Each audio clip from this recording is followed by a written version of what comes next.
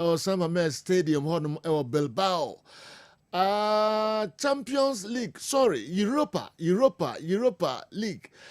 Final game, no, because Manchester United, any Tottenham, and Yasam Kitwakra, Machi Munsen Sempi, Tony Abobano, Ode Breye, na, saying, and a supercomputer, no, Ode Atuja, Afasa game, on Tony, any details in, and so, Breye.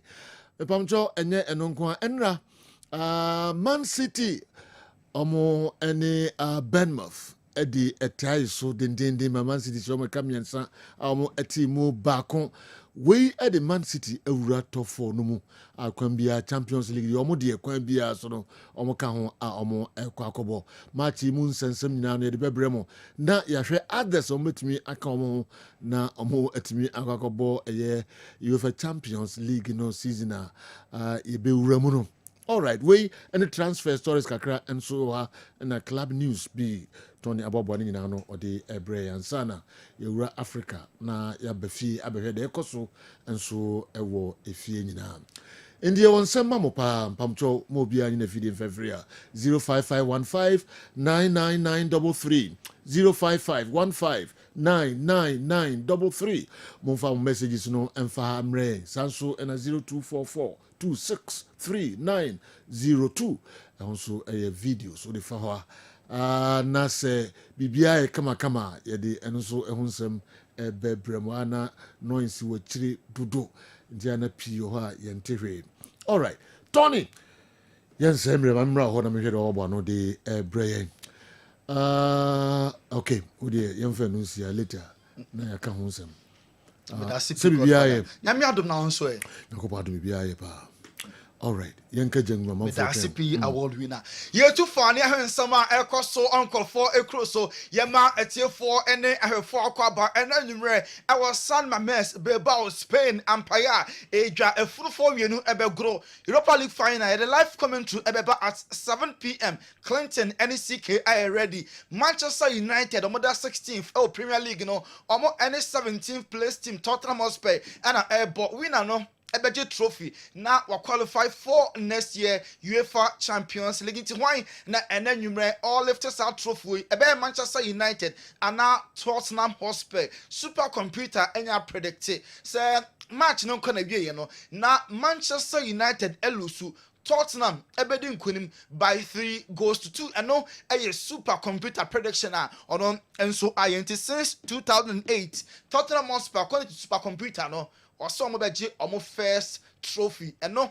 niema if you are so ye and so eba Man United fans endra Bilbao chrome hono or magic baby afa and nyomon kwa momianko na yenhwe Man United fans no how are my prepare for and then you showdown between Omo and a Tottenham.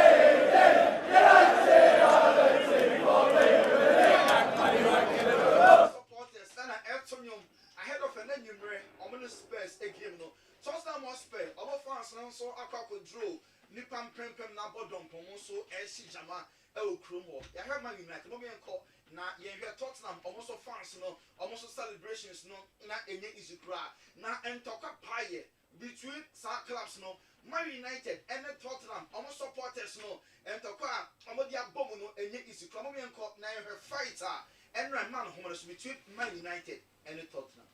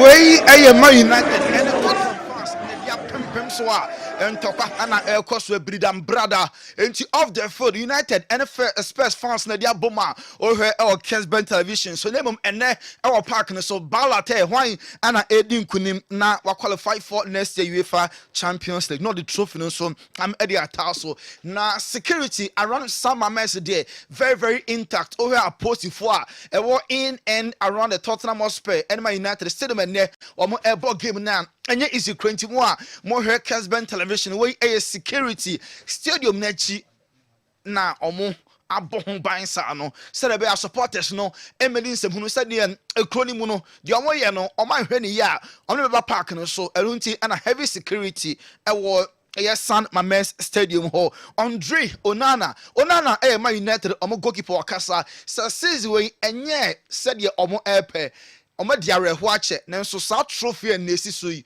omo ne bibia ye just omo left na omo de pepa omo supporters ni mu animu ni suo mo bi nti nsem a Onana United goalkeeper no dey atuja. Everything can happen. You don't know who's going to be here. You don't know who going to leave. In the end of the day, we live the moment. Now we have a big opportunity to win something nice for us, for the fans, for the club. We had, I think it's also a big prize for us because we face a lot of difficulties. So it will be a good revolt. You know? It will be a good prize for us because we were together. Doesn't matter what were happening. You know, difficult time we were together. Man United are brepa nti so much trophy here be a reward. Now I'm branding nechi no omanya bibi e de apata omokra na omasresre e wo ho. Na no see ya pe Harmagua a United omo a defender or say ne match no na brepa already omedi nkan ko be bawo akwa hye wo mo no a game about in the semi-finals in Tottenham Stadium hall a very nice stadium ne omo hwe so mo Tottenham ebeso so Harmagua eni on a jinky rundown. This corner, I think hopefully I can do that again tomorrow night. But no, it was a good performance away at Bilbao, so we're used to the surroundings, and no, we've prepared well these last couple of days, and we feel like we're ready to put on a performance, and let's see where it takes us. Is there a real fire in the bellies of all of you? And kind of that's what's coming across whenever you speak to any one of the squad. Yeah, definitely. I think we all want to prove a point. We all want to do well. We all want to win the game. Cup finals are there to be won. Cup final. Obi abeso prove point. Obi abeso yard the United cup for win over Tottenham Hotspur. Ange Postecoglou Spurs omo manager. Also season way league no am struggle. Parhe am the 17th, just above clubs minsana am relegation.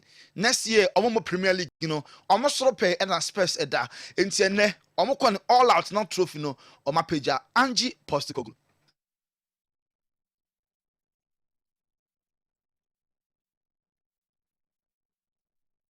We had a chat. We talked about your comments about 50% of the narrative around this club would disappear if you win the trophy tomorrow.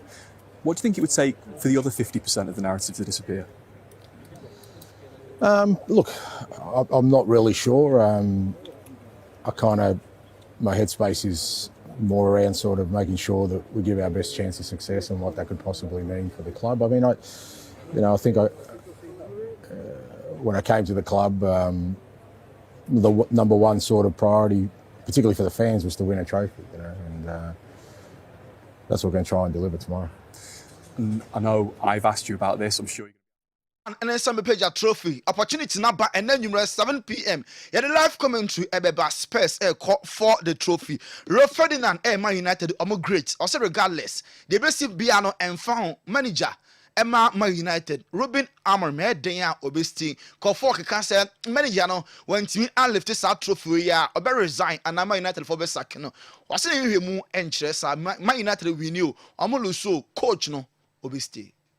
No way he resigns, and trust me, there's no way the club get rid of him. This could set a new bar for culture, for the environment, for the mindset. It could be a great reset. Right, we've won. We know how to win a European title now. Now let's go. I'm going to get some players in, recruit in the summer. I don't think they can let him go. He can't resign. I don't think there's any way he resigns. There's too much unfinished business here. He ain't even had a full window. His style is a completely different style of football, formation-wise, but also in terms of dynamic.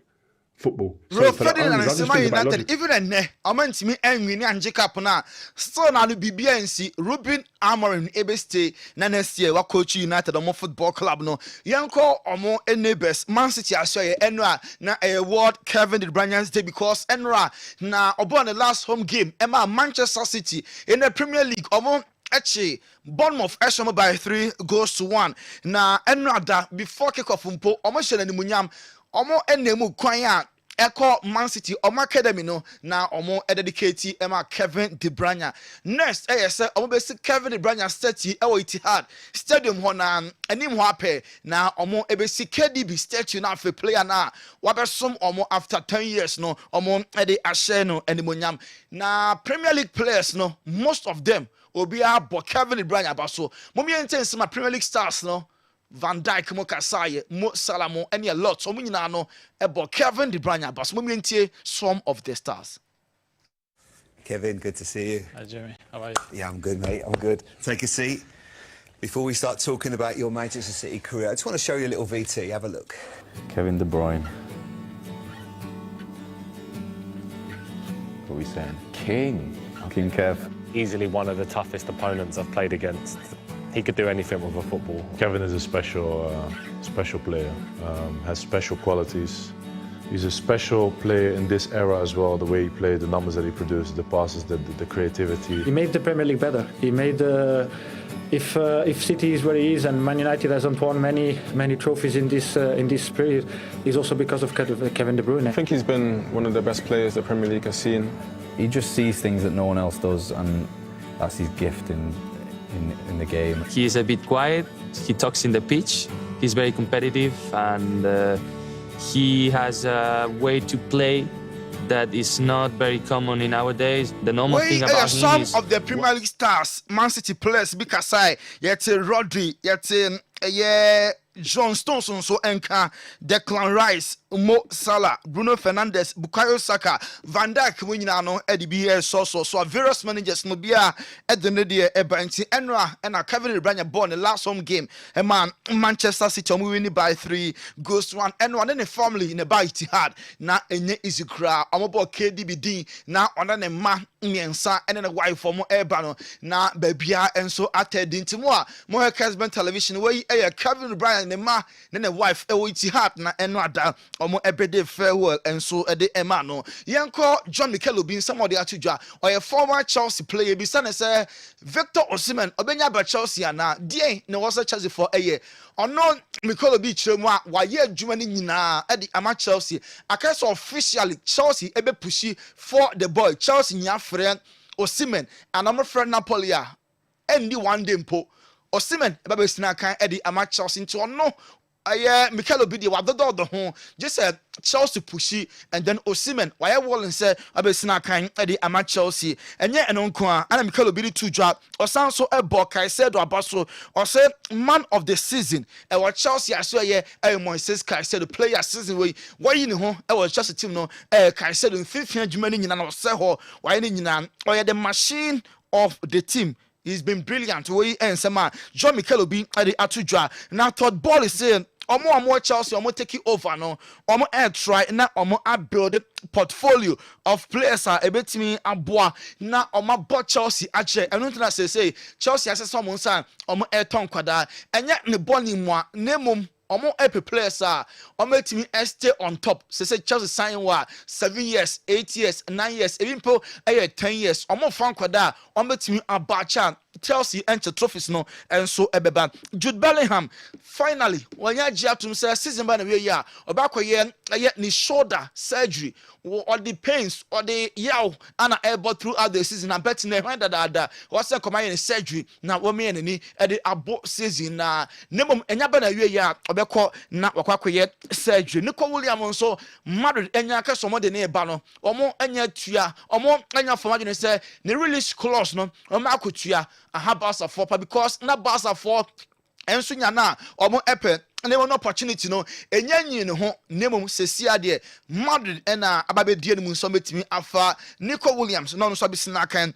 de ama Los Blancos. Dani Cavalla ose ne ya passe Carlo Ancelotti odi party o te se ne papa Carlo abo adwuma ne nyina na emre ni nkaso nti coach no kwa I wishing the very best of luck and all welcome Trent Alexander say omomienu echire ho right back ho omo de be free so pa na fi back ho benya opportunity abono and I'm saying aye competition ti the best and be bon to omomienu e be push each other and no ayen sema Dani Cavalla e de atudwa Vinicius Junior also anya ne signature boot Nike for aye boot omo dedicate for Vinicius Junior etimo a mo Kessben television no we aye Nike omo na aye special boot for Vinicius Junior enti Vini Junior Nike boots no black, red, green, gold in the name one ni din egugu ho omo dedicate enso ade amano Rafinha Ochina ya war and a Barca for the official announcement say why send a contract by 1 more year. Current deal no be expire 2027. Barca for the 1 year air count now omo at the another +1 at the at 20 sad decision nyame adu ochina na omo be announce so and a Barca for official say Hans Flick contract no extended by 12 months 1 year and a coach no and so at the account Frank de Jong send a message no very clear next year only baby akọ obeso to so na the Emma Barcelona team no and no Barca players no officials no ekoye party players ni pina by with the exception of Lamine Yamal Obamadu kom ho ebe adverts the one team amanso a na pra Jukunde Ferran Torres mo na team amba Barca omo partner to domestic treble na Barca for omo egiye no I mean so much to them and the entire team among families and I best celebrate our Kessben television so inti Barca for no so celebrate Super Cup Copa del Rey na fe La Liga na omo egiye this year na Inter Milan team say officiating and how omo pa ye per club referee decisions are affecting omo pa omo Inter Milan ka referees need the ball ni ya kanya ne senka by now omo truly omo edi Napoli echi by 1 point officiating there this year aha omo ye papa we eso ana yegina na yakọ ban heba hospital aso ye na ya fom kra to ka kra bi ye ba pe ye be preach na sejo eni abedwafo asom ye ba ye kọ ba aso ye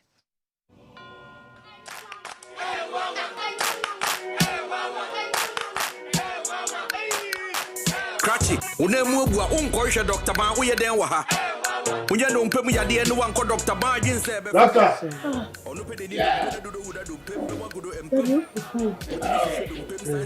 Hey, bye-bye. Yes, I good. What? So good afternoon, sir. Afternoon. This is my father. We come from Nigeria, and he has issue with the leg. The leg broke? We don't know. No, it broke.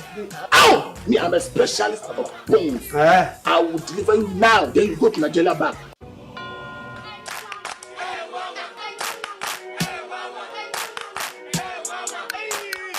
Cratchy, unemu bua unkoisha Dr. Ban uye den wa ha. Unye no mpemu ya die no wanko Dr. Ban jinse be fa. Onu pe de ni dompe na dodo wuda dompe mbe wagodo empem. Wotimi hwehwe dompe santi ni dompe wa bebo wunsem. Ose ya die bebe de nyuma paso so ani nyame kra na meka. O no mpemu nim di ono na ye expect nya zanfo no.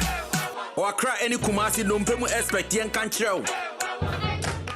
Yes, sir. What are you doing? You are specializing when it comes to bone issues. You are not specialized in bone healing. Hey, Spino, I didn't man cast on called Dr. Bao. Then this guy's got one of me. Oh, but look, you know, say Dr. Ban is the best when it comes to bone issues. Well, Doctor, who? Please, you came to look for Dr. Ban, isn't it? This is not the right place. But he brought us here. Listen to me. I am taking you to Dr. Ban.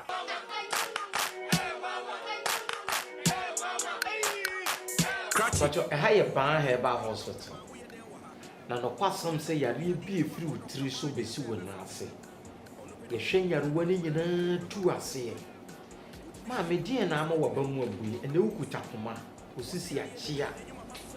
ukutujwe wona mane su kekra man ya wo kan ne se papa ne ya wo kan ne se me kutujwe ye nuwa ne bekume ba wo ho a ye ntena se makutujwe enkum obi ba wo ho a kutujwe ye betu ase amanigye awie peye enti me sere bia wonsa ene yiyi wani da so nyina asa ewuma na ya kan se Mr. Wakobobo anasa wona moama taisa pa wama wonemu abusi pen brana ye ntwe ye de ahaban keke na beto so nyankopa dom ahaban ne beto so a nkasa ni nompe na etete na eha adwene nyina no nyankopa dom ni nyina beto ato a ama nompe ni nyina aye kama Papa actually Papa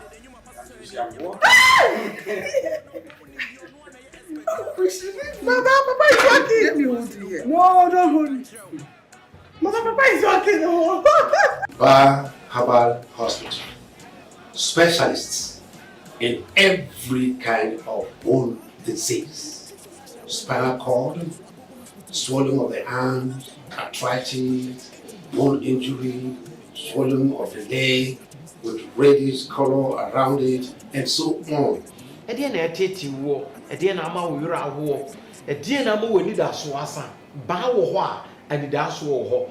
Ba ye wo Accra ye wo Spintex Road 18 Junction. Kumase ye wo Atonsu Agogo Government Hospital na nimu a. Ye numbers yi na egu asi freye. Adiye bi e kire wadwena na se ye de wo bi eteti obi ano.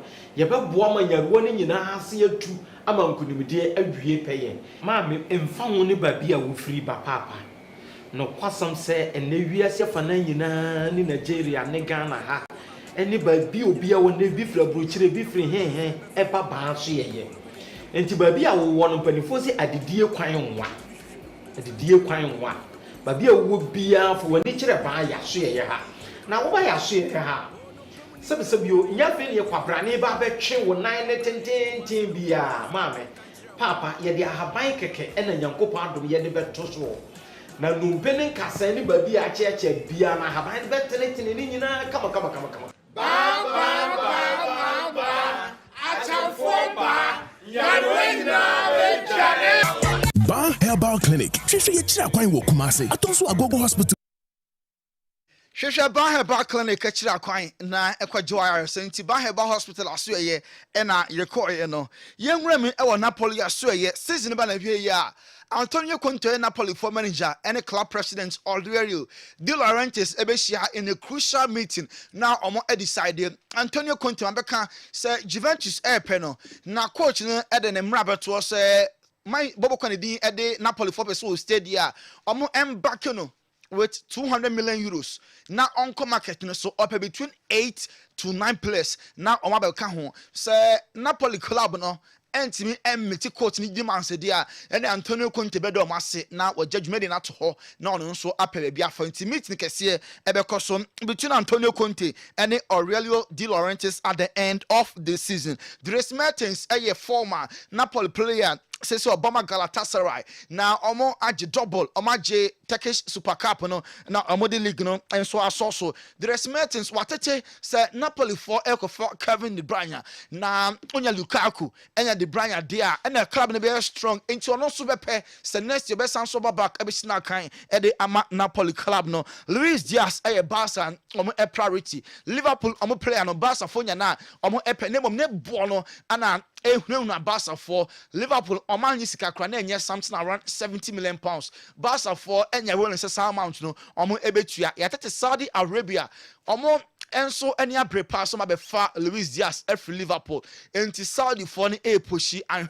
na Barca for priority no Saudi for ni disika ababehwem no enso akọ Job Bellingham Jude Bellingham nua na obo as a midfielder Emman Sunderland in the championship into Honest Salas Abdul Samed Mo and Esia Kain. Make I say two clubs, Dortmund and then Frankfurt and April Job Bellingham home. Nemon Job Bellingham or the person called Dortmund. Nini apeni no or Dortmund and son of Madrid into a club a bomb openti instead of Frankfurt no Job Enyan a Dortmund or no and so ebeko Leicester City Cup championship no Ruud van Nistelrooy about the last match of Premier League we are Leicester for better than I say now on my sakeno. Now I'm that coach so at me about now Bruno Guimaraes Newcastle player no or attracting interest from top clubs. Saudi Arabia for the summer on my hand Dunio on my hand Juni Brutal Al Ittihad N'Golo Conte and Benzema on my club in Major League no. I'm a so I'm squad no and Newcastle player Bruno Guimaraes no on the target Al Ittihad for Nana or Enzo Epe Enzo Maresca as a week and a conference league no finals and airbus between Chelsea and Bilbao na only Manuel Pellegrini pa Bilbao for and now a rebeti some coach no Enzo Maresca so no because or send papa on na ye juma 3 solid years say o kwakohia no coach to coach was say match way akohia ne papa enye is no Chelsea ehwe say omo be win mo bi ntie Enzo Maresca. It's special as you said. I spent 4 years with Manuel. He's a reference for me because of his career, because of his history, and especially because he's in terms of human being, he's top person. And I define him like a, professional dad because many times when I need to take big decision, we are in contact, and yeah, it's for that. Way and sama Enzo Maresca Chelsea manager no ono enso Eddie Atuja Victor Gyökeres yes or per a week £200,000 every Arsenal for her and son aba in this Arsenal for nyajitum say £200,000 a week no make dia ono Gyökeres no ono enso ebeba Federico Chiesa Napoli for enya na omo epe oba Liverpool boy on sheda nya bi mosa enu nti na Napoli for show interest omo so epe no Nuno Espirito Santo Nottingham Forest omo manager no AS Roma say Ranieri Ekodia or no any the best person betima ba replace no it's no na club and dim adi Roma for omo enso peno den God for that Roma kwa for close on some way eso ani gina na ye DSC ene efurufo mienu Belgrado na the live commentary so beba Man United and Spurs Supercomputer say a 3-2 win for Tottenham Hotspur and then you seeking and a Clinton and you be share 7 now you're the live comment to know so about Godfather or Roma. Okay. So me from you know oh Sam Ahmed Bilbao Manchester United omo any friend say Tottenham and match ketu akra why and Europa League no oji edi esi na beti Kessben television Kessben 3.3 Kessben 2.9 akra afe intentem yenko din komo kakra yaba the o nyina no ye de hunsem ebebremo Dr. Monatha Balm of Gilead doc atrasi edi ninkomo hwam no ebreye nimso munyina no motai din oba na bebia ayedin na education no nsansma hodo a obeka teacher de afa Balm of Gilead enso ehono na yate ne kama pa doc yemo akwaba pacho so ho ye dia nyankopo asipa nyankopo adom me ho ye pa yes yes na de na de brain no pay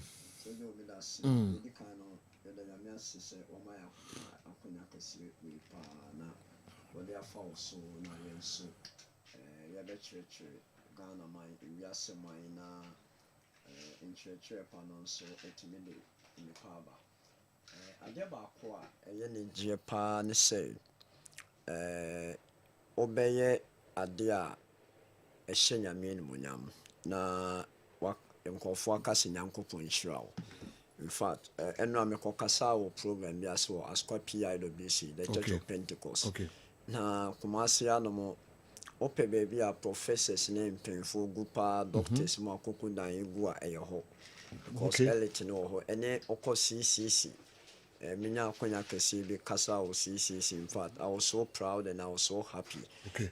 In church na yedema etiefo ewo radio so na TV so no omfa ebeboa. Okay.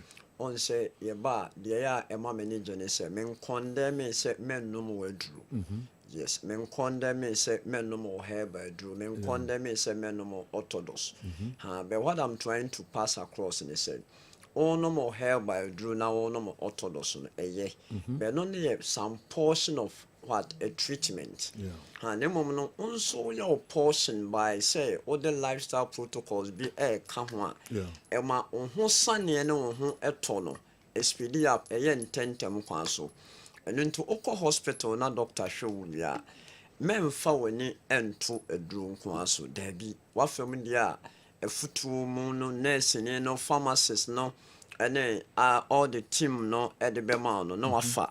Na etimi aboa pa.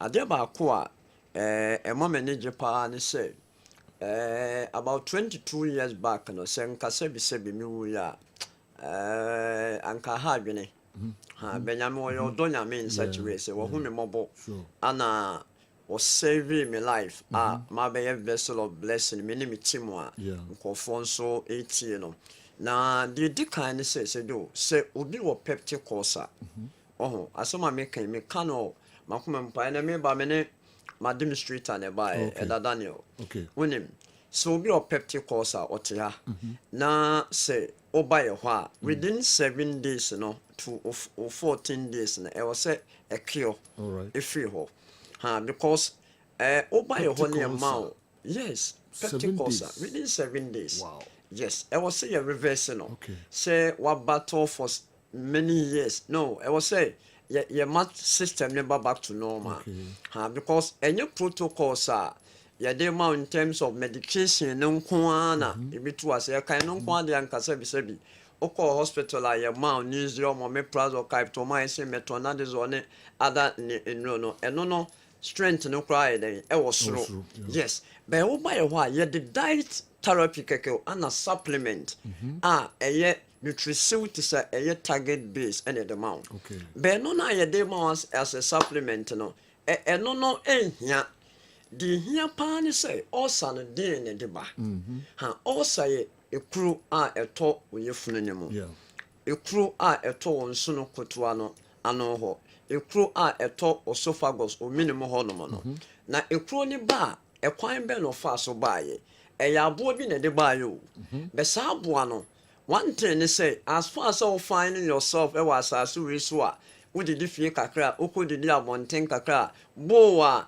enkofo use no nso use bi sometimes kwampenye bo kwa na disposable bo na de be ma we use bi o come in contact with some people on say food vendors no mo ton aduane no eya na what they do ni say ye yo food vendor examination whereby ye mo certificate in terms of whether na ebia with the typhoid test and hepatitis B and other tests ni who say when you affected and sana your mount certificate offer BOG before say authority ebe manaba out no omo adwumem ho no a omo ye adwuma no de ne say e was by force was certificate I say why those tests no no was submitted the ama FDA na oma be inspection no oma hwehwe ama sanso na assembly no so make sure so oma ton awachi oma ton we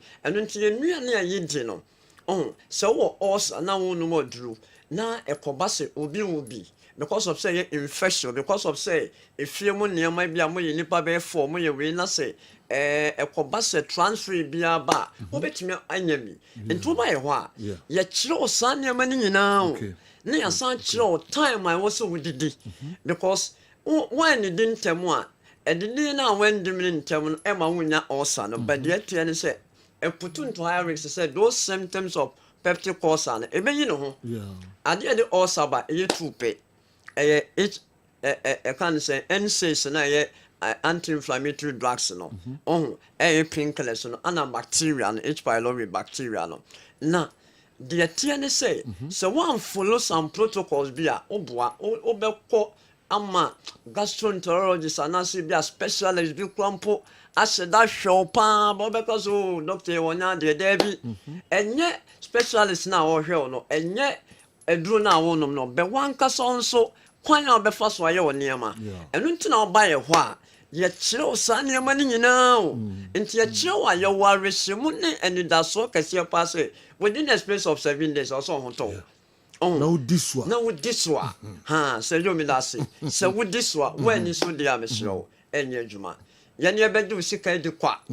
I mean, oban so because of say what treated for long or no, you put into stem cell therapy because it was see a rejuvenate the tissues, the cells of the organ and your stomach. No. Okay. Now you bomb say, and you back to normal. No. From day in day out, all no no. Where Duania Udi lifestyle be put to across on the trigger input into conabima symptoms and emma. Yeah. Into be a say you osa, upa wachipa me pacho. We know, and you'll be all Sebiana the Americans where you know, say you beans, beans a gaseous legume. Okay. And katie a gaseous legume. Okay. Into open cutting quire, the light super, what then katia kaka, ebekam. Okay. But what was to do now, didn't cut in quine, not say a no here, ultimately. Ha, Udi Yokogari, now beans no ma ubruti, Udi a watching, na beans no, Emma ubruti, me pato, Chon film. Okay. And yes, sir, Obenum also knew the same anyway, wow. Okay. So we didn't run a cat and no more a go through fermentation process, better say banku. Oh, maybe to say ice cream, maybe to say and tordocun and clandocun more. Men did the eka. Okay. Because in every fermentation process, beyond your fetty adriania, a go through fermentation, whereby ethanol and alcohol, a end product with carbon dioxide, already in all belchy, on all bluety, or full ayakesi, also winning from unya acid reflux. Now introduce another gas. So depending on the individual's gastrointestinal tract in the rear, enzymes are a facilitated digestion. Send your man call among your almost symptoms in the and to know what beans in Yaniso and cutting quite now pa. No more than say, obey the light soup kakra. Now what the Nkatia kakra, na say a bunabunu. Now what the Nkatia kakra, I become so open beans are ye vegetable beans too. Men ye beans for ye nemum. Vegetables are who do not the beans kakra akahon. Open mokobe bar and preferably na akekadru good because akekadru ye ginger no e anti-inflammatory properties. Now what it is an so and more important is you also uni de main. Okay. Udi di emia e be show so no fu what start to say unya those symptoms no.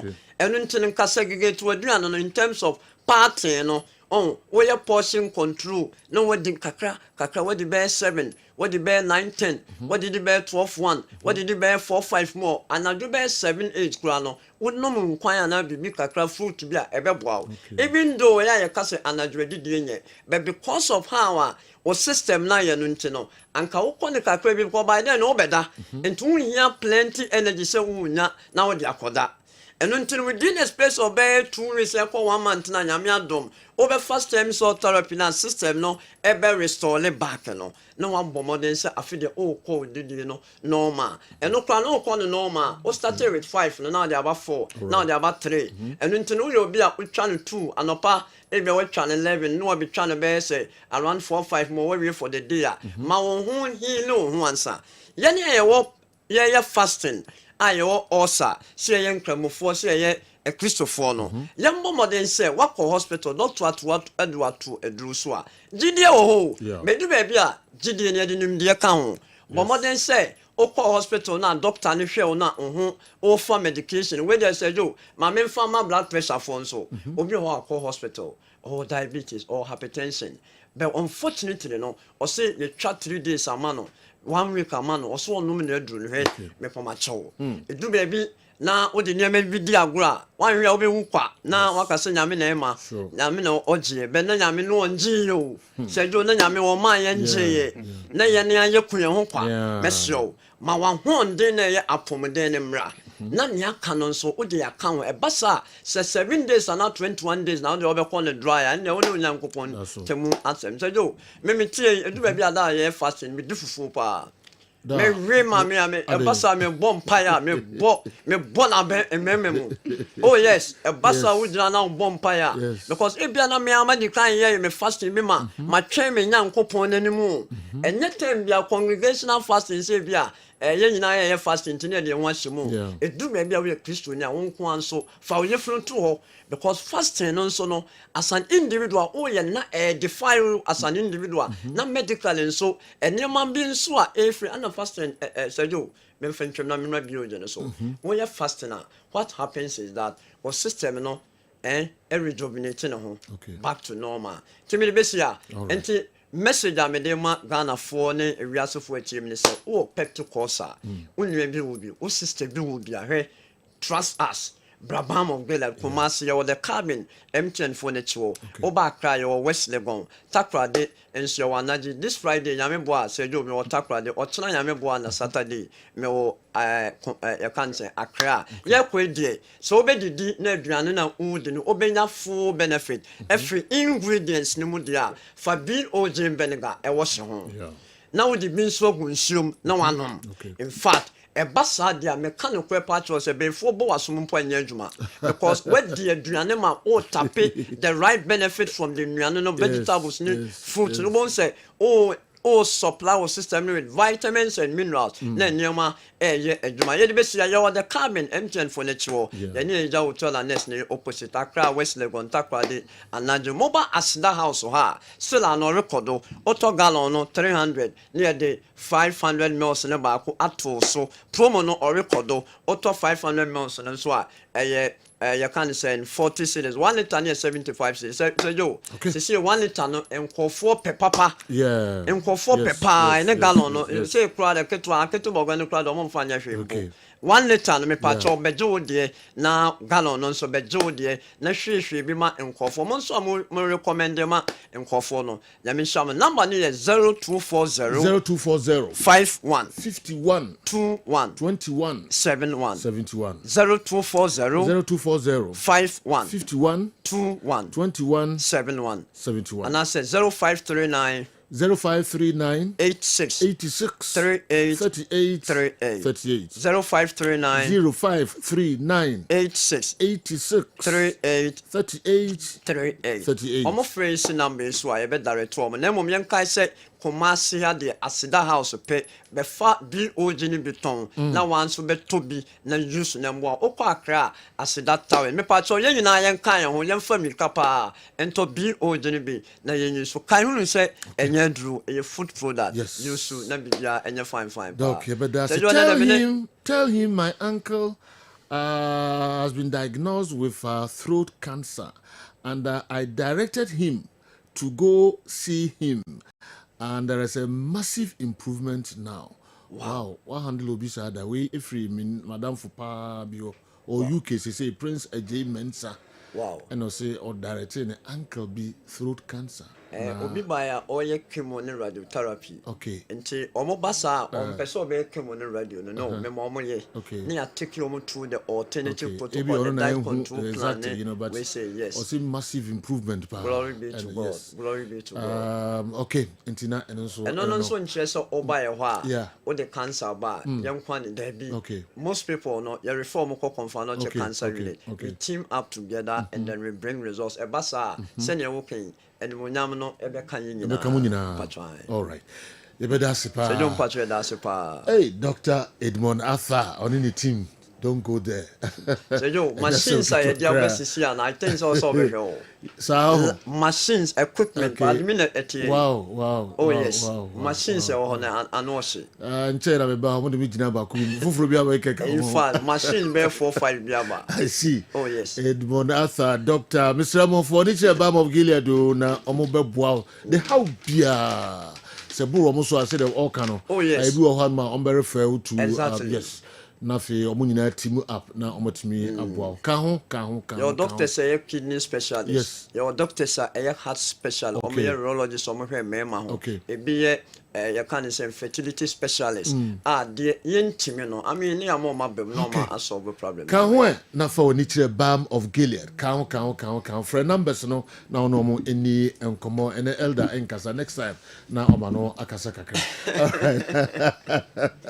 all right ebeda masipa na yebesan atrasibium ka ho na fe bra Asida house abenya eye vinegar ni bi ato ka ho bra na betobi na beboa oye papa o concran so Kessben FM circle ho Asida Towers ho ehonso ubenya bi ato. All right. Yemedi nkomo kakra foreign stories no. Ene 7 p.m. Summer man. Nyasem ketu akra Tottenham omni Manchester United. Europa League final game and also ebekosu ho Bilbao. Sanso enra Bournemouth omni Man City at the tie Man City and nani omo kamiensa team back Kevin De Bruyne. The last game wabo ewo Etihad and so no. Na Mamu's goal no just you know that guy Andy that guy is the next to take over from Mo Salah. Okay. On say Michael Essien, Didier Drogba. And I drop am the bar ya to be taking over. Yeah. I'm talking about our African brothers now. Me fan from 2000 Bano. Drogba the Essien and the bar ABC certain level. Essien confirm because of injuries. And Didier Drogba back crown everything at the Alliance Arena in 2012. And Chelsea J Champions League, you know. Eto ba Chelsea ba na hoden wo fam. Let's not forget Yenya Lorraine time in the early 2000s. No, me part of the Arsenal Invincible, the Kolo Touré. Okay. But after Drogba, the next person or the flag ne koye Yaya Touré. And I know Yaya Touré could more to a certain level. Right Maris be jig flag ne from Yaya Touré ho. And from moving to Leicester City and Oba, team friend in Manchester City. Let's not forget, he was so key to the Claudio Ranieri team now, the the Premier League in 2016, and Riyad Mahrez was just unplayable. And I said, you are also back who be no more. Then Mo Salah be taking over, and Salah had been consistent from the very first day of joining Liverpool at the baby scene. And you know, the next guy to take over, this is in Africa players now perform a part, you know. Okay. Brian Mbeumo of Brentford, solid. It is never surprising say Liverpool and Manchester United after him. Ofa Wesa, Brentford, 19 goals on also the Brentford. You know, I'm not that attention. That guy is also playing well. Even the last Africa Cup of Nations, Oba and Obie Hunemodebo. These two guys are playing very well. Kudus Adrepo, but again, Anton Semenyo, so you know, on also Modebo Swani in the Premier League this season. And then one was no at Liverpool, no at Man United. But for me, the next guy to take over from Mo Salah is the Egyptian international, Omar Mamouche. You know, Man City in Koye and Pep Guardiola. I also say I can't want to be a goal issue. And then I also yes. Manchester City in Koye and Pep was smart. No Kofa in January. Ome adapted to the Premier League. No. Into next season or the new Midfield the bad the call left. And now born behind Ellen Haaland almost as I know more. And you know, look at that goal. Look at that goal. What she goes be outside the 18 box. But look at the technique behind that goal. She the position of who say Kepedina. She baby who say the enhancing Jina. And look at how hit ball no ball no cotton it. And that's surprising from Egyptians. Only say the Egypt football more baller. The Butreke, the Hosnis, all those guys, players are almost hit ball from afar. But Omar Mamouche for me is the next Egyptian king. And he's the next guy to take over from Mo Salah in the Premier League. Wow. So say at the City. Adura top 4 qualify for Champions League next season. Yes. Say no. Obi destination in some. Obi destination in some. City bebo against Fulham at the Craven Cottage. But say pressure any also. Pressure any Liverpool, so pressure any Arsenal so. Say he na pressure naba. Say you who do team then with the City ground. Huge pressure. Chelsea biggest game on Bebon this is your match there at the City ground. Yeah. It we they just win a game and qualify to the Champions League. And the advantage that Newcastle United won over Chelsea Newcastle Bebon was St. James against Everton. And to just win your game and you are good to go. And Chelsea beko away. Aston Villa and so beko against Manchester United. And said, "Yo, Obianim say United in the Premier League this season, you cannot rely on them." And Aston Villa chance against Man United and was through. Newcastle United against Everton, almost chances no was through.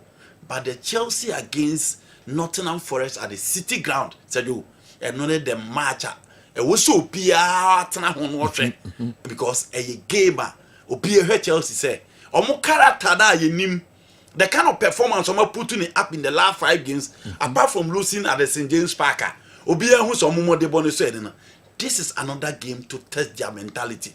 This is another game to test Enzo Maresca. This is another game to show to the world they say Chelsea are back to the Champions League and they need top players to add up to the squad. Into a final game at the City Ground. We Chelsea for 100, Emube 88.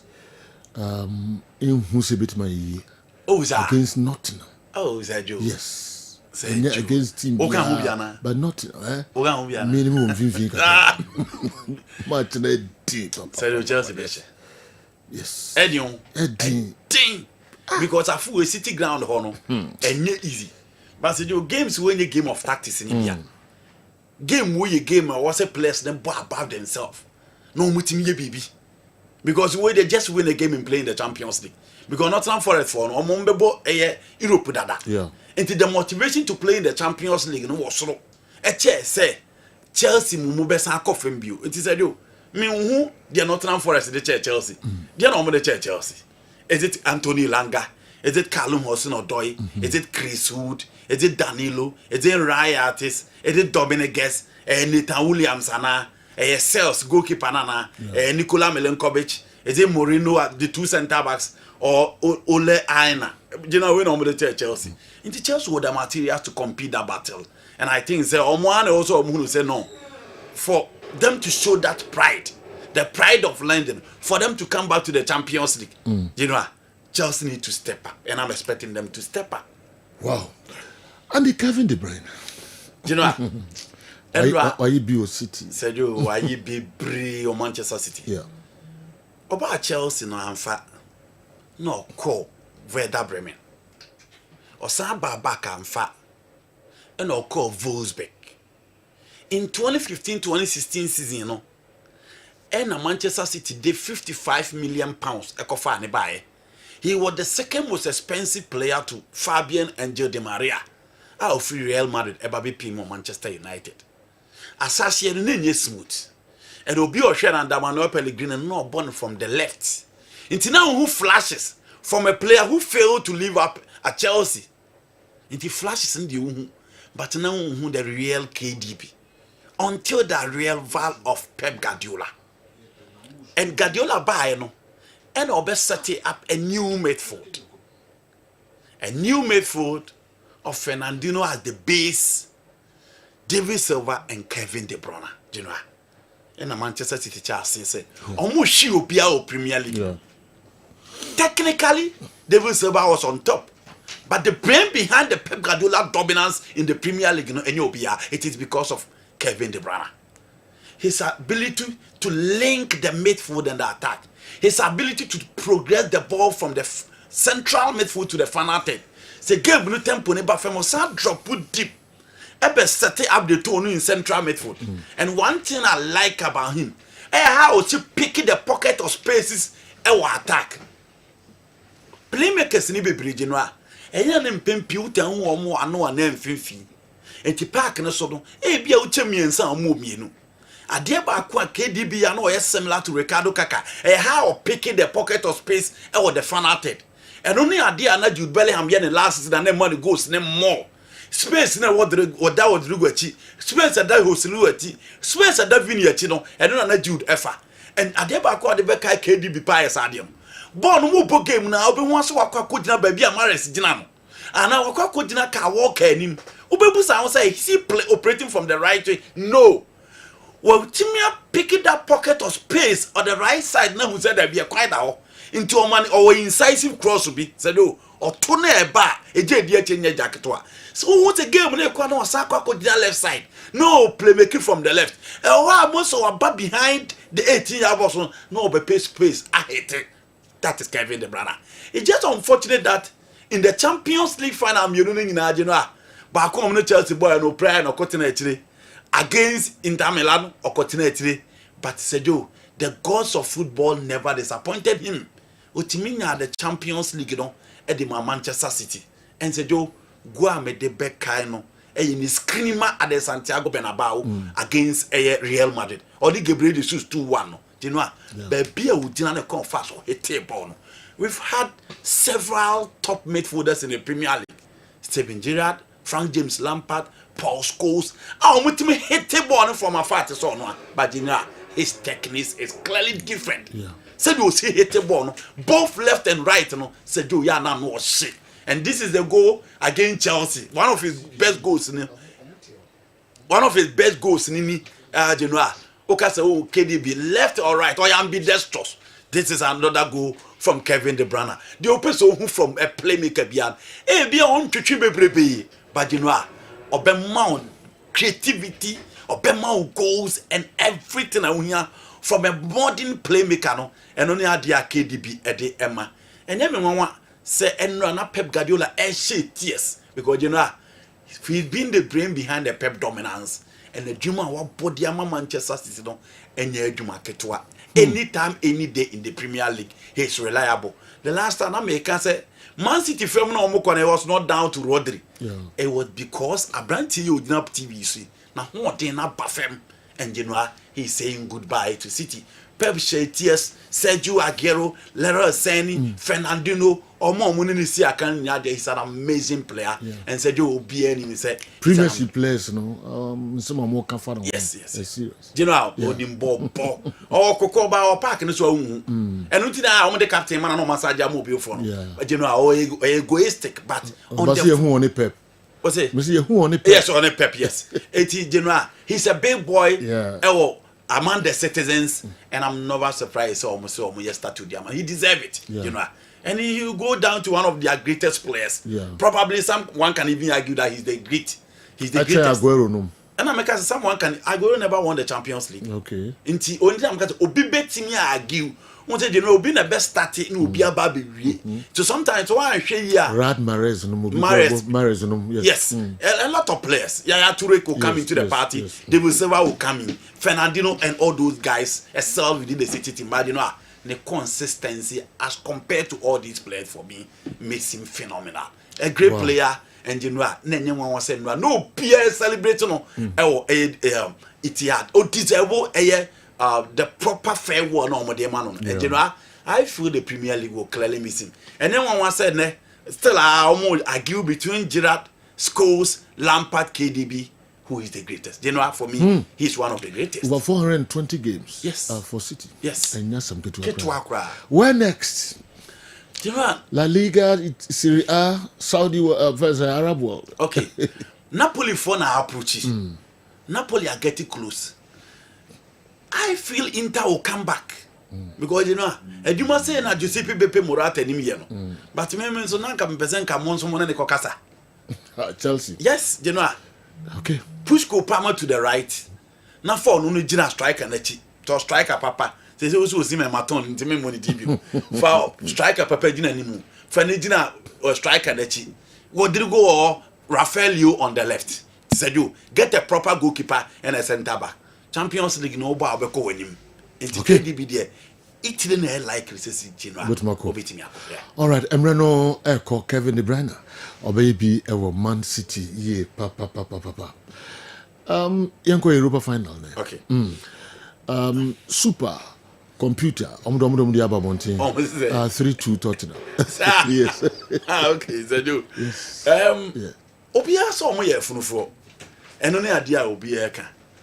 Gino enesa open match ahwa Kosama Mes. Okay. Match our person option obere. No criminal nyame anim say o check performance two teams in their mind the Premier League dia enkoyi. 16th position and away that 17th position. So for Manchester United out of 111 points, omotimia to 72 points na egu this season. Over Tottenham out of 111 points, almost what to 73 points na egu in the Premier League. It is all the almost performance na compare in the Premier League there. Obeka so omu yinu nyina na omu ye nkoso. But you know, in the Europa Cup, Manchester United are undefeated. Obien timi show all these games omu buni nyina. It gives you a different idea about the Manchester United team and the Tottenham Hotspur team so far as the Europa League, you know, concern. Now, said you, oh, here the two teams now, more Ebabi Pimu and then Numria. Angie Postecoglou and then Ruben Amorim. These are two coaches of BHS. Omo betimi aye bibi ama ne metimi akoyi. Two teams say almost able finally. Obia the Europa League ni bida. Tottenham Hotspur said you, almost first one omo je no share an English side against Wolverhampton. Home and away that Saturday no omo bono. And omo kowene wa Moliness and a chombe board draw e the white title in omo je. And almost second one it was against Anderlecht and I said you almost aje. You Manchester United, you know what the friends are already in Stockholm or Sweden. And yes, and so the last time a United copy final was against the Yellow Submariners, Villarreal, and a Man United, and so Elusuye. These two teams, teams are only at the Europa Cup in Bida, and only what it kills so far as the Europa League in your concern. So there's so the two teams now, mobile park is here. So you fat Tottenham Hotspur. Omonso enya several injuries e wo team ni ma e betia ha omo ene e omo se ko check omo team na Vicario their goalkeeper will be available of obi se Pedro Porro obebo the right back, Destiny Odogi bebo Van der Ven ene Kuti Romero bebo at the two center backs, midfield Bentancur bebo Bissouma bebo Pape Matassa will play, and on the right side omo bebo Johnson so all right. So you mean on the left, and then Dominic Solanke in a 4-2-3-1 general at the room. Manchester United, Matthias delete Kobe. But on your fate, I'll debate me a sea kind. Into almost say, look Shaw pays experience the level no best Tatiana. So look Shaw, Lenny Yoro, and then Harry Maguire as three center backs. Now pushy Mazurai echo the right side, Dogu on the left side. Midfield again, another key decision. I will be a head coach the Bayer. Obebo Casemiro is a sure bet to start as a pivot. But when the best support no because so share the midfield of Tottenham was more control pa Papi Matassa and then Bissouma started there. Net is more control. Into you be a battle with them in terms of control. So Obebo Casemiro no man all Ugata it is obelusu ball but you look for space. Into another key decision from coach Ruben Amorim Obeye Ewoho. Now Afront Ahmad is back, so obviously Ahmad will be there. Bruno Fernandes. And then Abrantia Yefreno, Garnacho, or Garnacho will go to the bench, and then Rasmus Holland. It was 6 goals in the Europa Cup. It almost an embody born sweaty, but in the Europa Cup said you 6 goals. No, about lead the line. Games almost share a thing in our Tottenham arena. 3-0, 4-3, 1-0, and general Tottenham never United. They share moody season. Almost games in a game no. Etimi akodiama Tottenham Hotspur.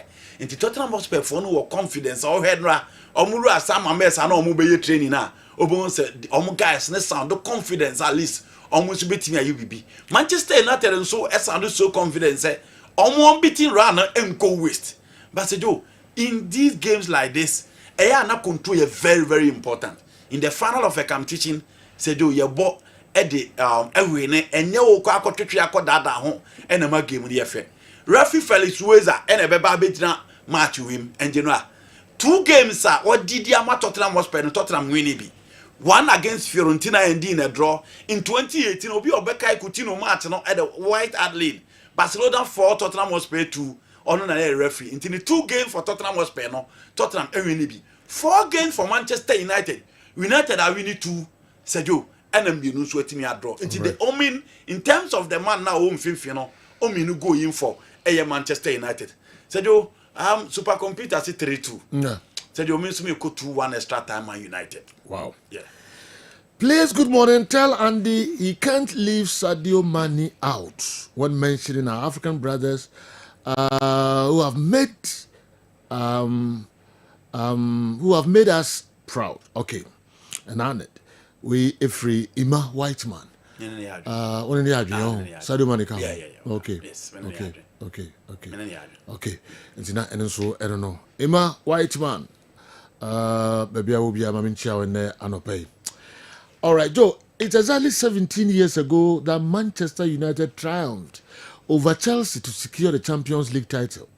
In addition, today celebrates the 19th anniversary of Manchester United's 2-1 FA Cup victory over Crystal Palace. May luck smile on us once again on this day. I'm convinced that the history will repeat itself tonight. And with the Reds overcoming Spurs to win the Europa League trophy. Sir Rudy, New Jersey, una the way, and so Abre and Anope. All right, Kora. Emmanuel Tufo, say, oh, here live. Michelle Pa, baby, I will be a Jones, you, boss, Kruma, Mr. My answer way, and so if he Sunny Saliu, yes, about 4 and a way a brain. Or say, it all has to do with the consistency. If Mamouche can be so consistent like Mo Salah, Didier Drogba, or Yaya Toure, he will be added to that Hall of Fame. United is likely to win at Bilbao to silence its critics this evening. Spurs won't be 4th time lucky in a single season against the same club. The glittering trophy will be in Manchester United. I can't wait, sir. Wait for Sani Saliu about 4 and Odiwi and so a Bruyne. All right. Awal Mohammed. No, before I call Awal Hono.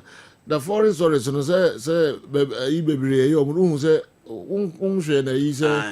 Sandogwe, Dr. Omanibu Manum, Omunia discussing for wow, and yet easy. They just say, baby,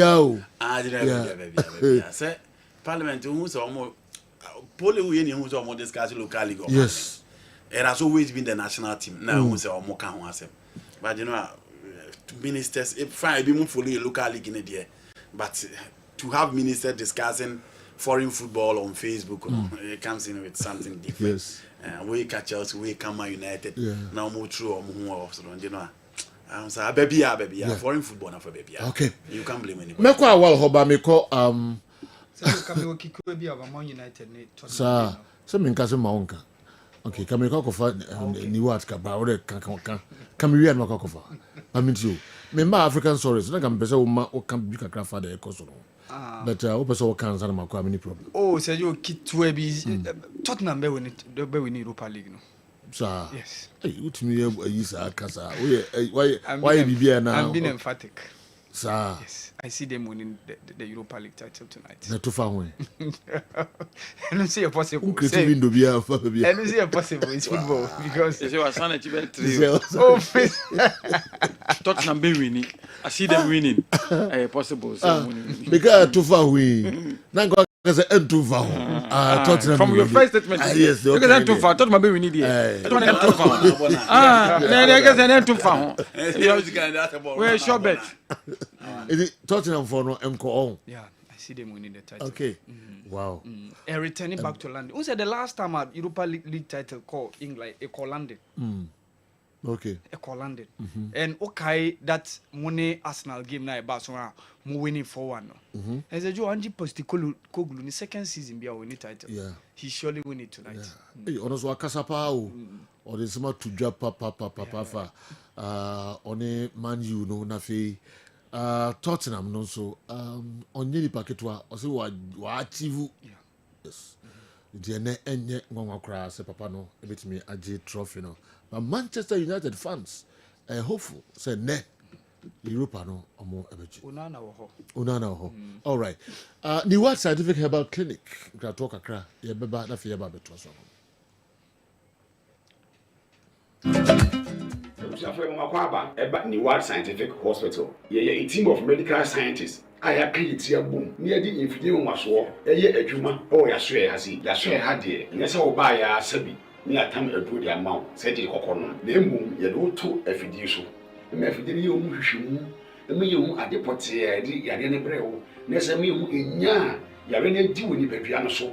The better show Yama what Yariasi. What the editor didn't say.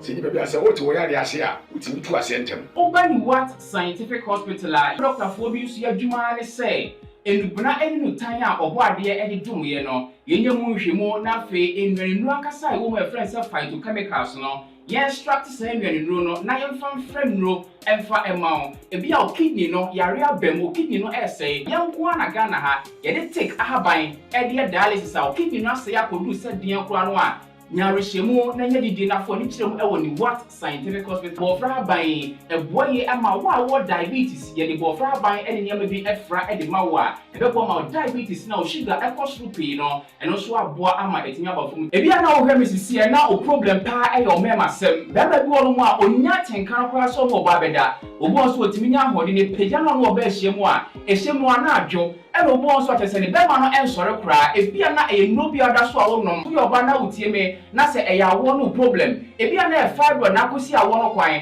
ana wa kwa ya sabia doctor si ensu abetata onkosuemu ovarian cyst ana se fallopian tube no e na block ye obebu okura wo sebu ensisi so ni nyina timi sinyi se ho kwan be ma bia na hu nso e na wo form nkwawan e wo form low sperm count na wo okura be ba be ne hu nso mo no na emo no be friend se spermatozoa no ba kokura we nyina e ha esi awo ho kwan a obani what scientific hospital a enfidi ade ehwe wo be da di amye wo se problem bi wo ho no mo a ne yetimi hu aduro na afi aduane ye be kyerɛ ho adie pressure ti amo akoma bo periperi asem kura si ofi ntimi mo amane obi nso hwe me na ne bia stroke akawa tompam ye kwa wo ye ba wo nso ntimi okasa na pampan boni bi akire frɛ no halitosis yade ba ko a ya no wan obi opewase obetimi akade akire wo a ade bedi unya okasa bia no obi atwene hwene okoda na nyimre oda odwonso antentem ye papa mo mpanifo no e free 40 50 60 years ekwani mo no o prostate na yakase prostate enlargement e ba sa oda odwonso antentem odwonso bebransa na ade ache e mane nka achi emye kofa catheter ahoma nkoto ba memo abusuafo bi ebere nti manya adagye amo ya de dia nyadidie seni what scientific hospital Ghana ha de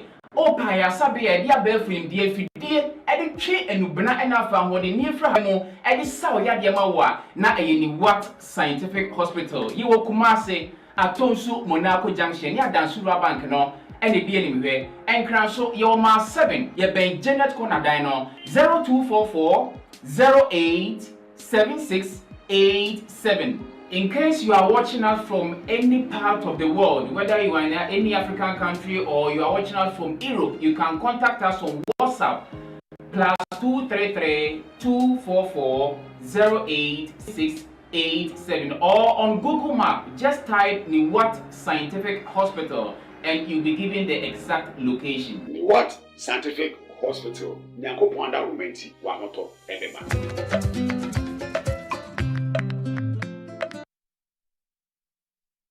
Yo, yemamu nyina kwa babiom na yemetwa so emfa emamu. Today I'll be listening keenly. The analysis and the care we'll make about the Europa League final between Manchester United and Tottenham. Because this will be one of the most difficult games for any analyst to predict the outcome, considering how both teams have been shambolic this season. If there is a possibility, I think both teams will have lost. Also, there are a lot of instances caretaker coaches are hired permanently because of their good work, and I think the IMC should monitor Coach Zito's performance well, and should not hesitate to give him the job if the performance continues like this. Fabulous, the best. We free why in a by Justice Mampong Assem Health Center. All right, Maminko Awal Mohammed na me hwe don so de Bruyne. Akwasi afrani ye Manchester United fan. Rekum Chelsea team manager on tutu ma Awal Mohammed wa no. Please tell Awal that there are so many virgins in Kumasi, but he's not seen any of them, let alone for seeing Spurs winning the Europa League. We'll show him we are united tonight. Akwasi afrani, this is not EPL. Okay, also there about I don't know. Akwasi man you for no edwa pa. Oh, so medwa, say. Okay. Yen twaso. Yemra Africa kakra na mehwe de koso a. Yeah. Eno a South Africa for no akwako du. Na sejo uhe Danny Jordan nsem na oka. Sejo ni leadership no e di nyoma papa e de ba e wo oman ni munti. Yeah. And I think say it's very good, worth commending. Say we leader na and watch. Niema papa e koso e wo man mu a na che say ejuma wo no like ekosopa because many will say under 17 both under 17 under 20 ni nyina omo ko World Cup. Okay. Yes. South Africa. Yeah. Wow. Omo ko World Cup. Yes. And under 20 omoji. And also next week ye be hu omo team ewo finals Champions League. Apart from that next month omo team ba ko so be ba ewo FIFA Club World Cup. Ni nyina e ba under ni ren. Oh, okay. Ni nyina e ba under I'm under 17 Eco World Cup, under 20 Eco World Cup. Almost I Eco FIFA Club World Cup. Eco World Cup. Okay. And omo club and Super Champions League final. I see. Wow. And that achievement ketwa. We enye say fitia ni akwa koduro. And we enye rocket science. They put in place measures be bo mo game no. That's the reason why things are going. Minim senka video no ka ubetia. Into your crowd. Okay. Danny Jordan.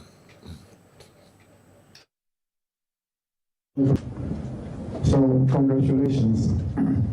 I think the question always is, why are the teams performing now? Why now? And I must just tell you, Desiree, I don't know how many years you were a coach, and you've been in Safa, 10, 20 years. Raymond Laka, the under-20 coach, has been with Safa and the under-20 for 20 years. Oh, we say wow, teach the muka grado kan you know na. Yeah, very clear. Yes, but Danny Jordan. Yeah. And I didn't send me two dano. Is it in kasa in tempi? Okay. And the new one of the right. attributes. But near me summarizing I say you and one. Yes, now or about modern more ekokoso ewo omo mine mu uhe said ye and also omo target AFCON e basu Morocco no. And we are one of the things are a down money so. Okay. Many will say World Cup qualification so omo group omo no moda. I'm on a top group. Omo qualify for AFCON. Yes. Under 17 World Cup, under 20 World Cup, omo sign ako FIFA Club World Cup. Yes. Wow. And omo no say defending champion women's AFCON. Oh, okay. Yes. I see. Omo no say defending champion. So what it means say under the leadership no there say you waye adwuma pa. Okay. We obi a say o lead football association na obeto so a maimu no omo beka say on to so. Omo nya problem with him. Okay. Because like he's showing working. Unlike other jurisdiction obeka hinkoso. Unlike other jurisdiction obeka say nipa kono onye he. We obi a say obeto so na oye leader say you omanimu nya obi anya problem. Okay. Because adia oye no e hye nkran like e ma result ama e bia e wo hofo bia to see. Yeah. And I think say the leadership no there it's been very very commendable for the Rainbow Nation. Okay. Yanto so. Yakwa hibium. Sene medical kanu and two of our guys in the Europa League final from the continent. Unana Amad Diallo on this side, Papi Matassa and then Yves Bissouma on the other side. So what it means is the game. Season munina from the league, the DFB Poker to the final of the Europa League. But that day, Gian Piero Gasperini did a magic for the Atalanta team, and eventually they defeated Manchester United. All right. I'm foreseeing that one happen in this season. Europa League. Manchester United and yan lose game. The Europa League. It's likely that fate happen to Bundesliga, then champions by Leverkusen will happen to Manchester United tonight.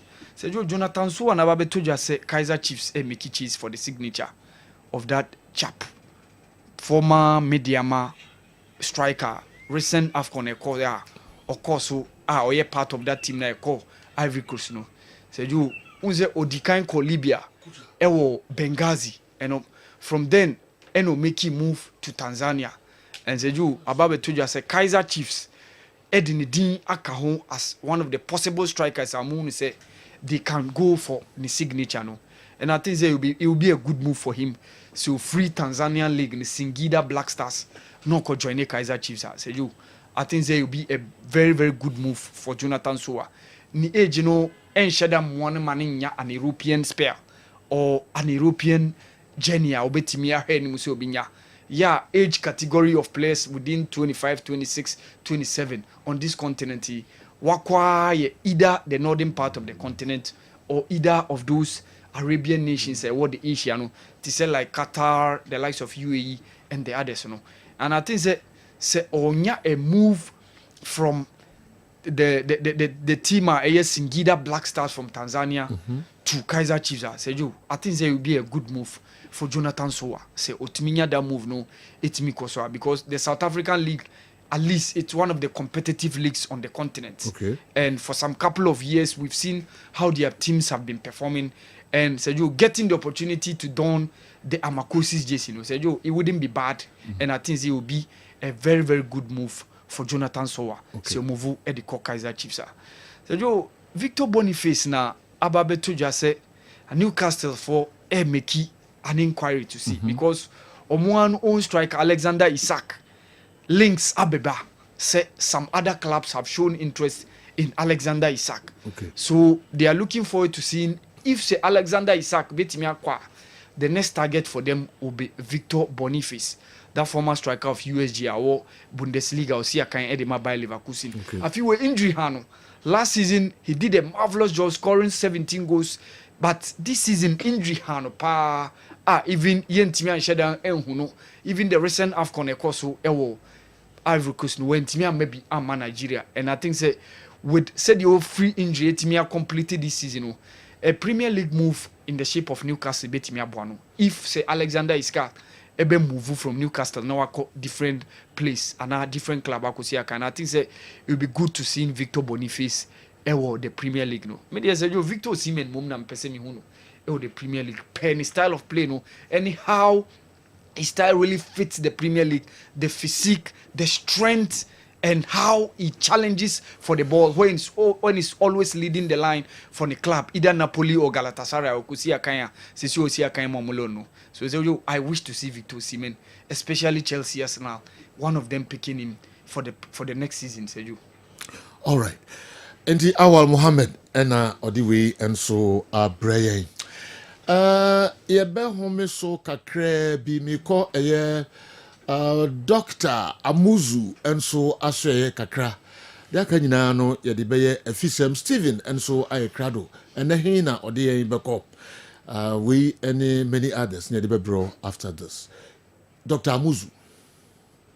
Mema ahwefo nyina kwa aba ba Amuzu Herbal Clinic na megita min sem Amuzu P Herbal Mixture e dura bi efo agi atumu a ebua honam yawo so bi se doctor meti yawo me bema no mu idun so a meti yawo na se idun so a me bre ana se me bema no mu ye me pepe de wuhia e ya Amuzu P Herbal Mixture doc meni me ri hye no ho sane me ana yawo pa na mete se we na o ti se be ma de dura American fu ama wo no e ya Amuzu P Herbal Mixture obi se dog me hu se me jonso a ana jonso ne nyefe ana pam no wo hye pa e de jonso na echi dog me jonso ase na bia kam e mo sa se ma ya se e me ya be ma wo sa ha no me kan fu Amuzu P mu nya be ko di oti ya o ni ntohwe no mo de ni ntohwe na ho no sankofo nyina no me kan fu Amuzu P e ma nwate obi se doctor me jonso ana emo apai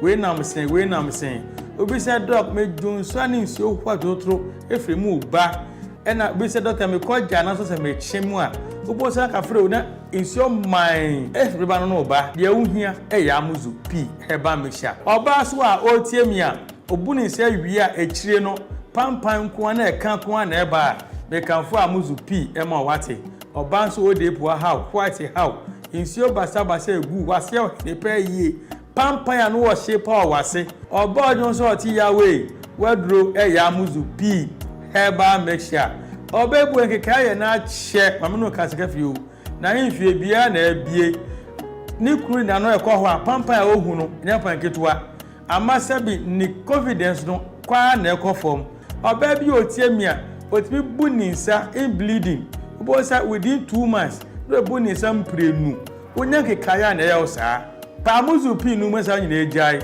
wako twa scan yeso wo PID unu kunu hia ni nsuo nyina se na se na chi aba enam kekaya na akogina upio de mu nti wonya amuzu pii no mu a saa haw ni nyina be come ho atɔ say nrei wokɔ pharmacy wokɔ drugstore herbal shop obenya bi etu no anya bi atɔ wokumase akodani herbal misi herbal apidank owo mbrom saa nso na icof ne colinac omo ashtown akra wokɔ kanshi dragley wobisa na nabuache kingswalk tinates repash and hallows ebi etu nro maakon anase duduo pira no ukọ no so pa muzu pia obenye bi ato se o pese no semise bi a creative so fa na manefre for further and better direction amuzu p herbal mixture maudi hio chalo be da hefo ase yo Dr. Amuzu Nkrato out de abrayen no monka mo ho all right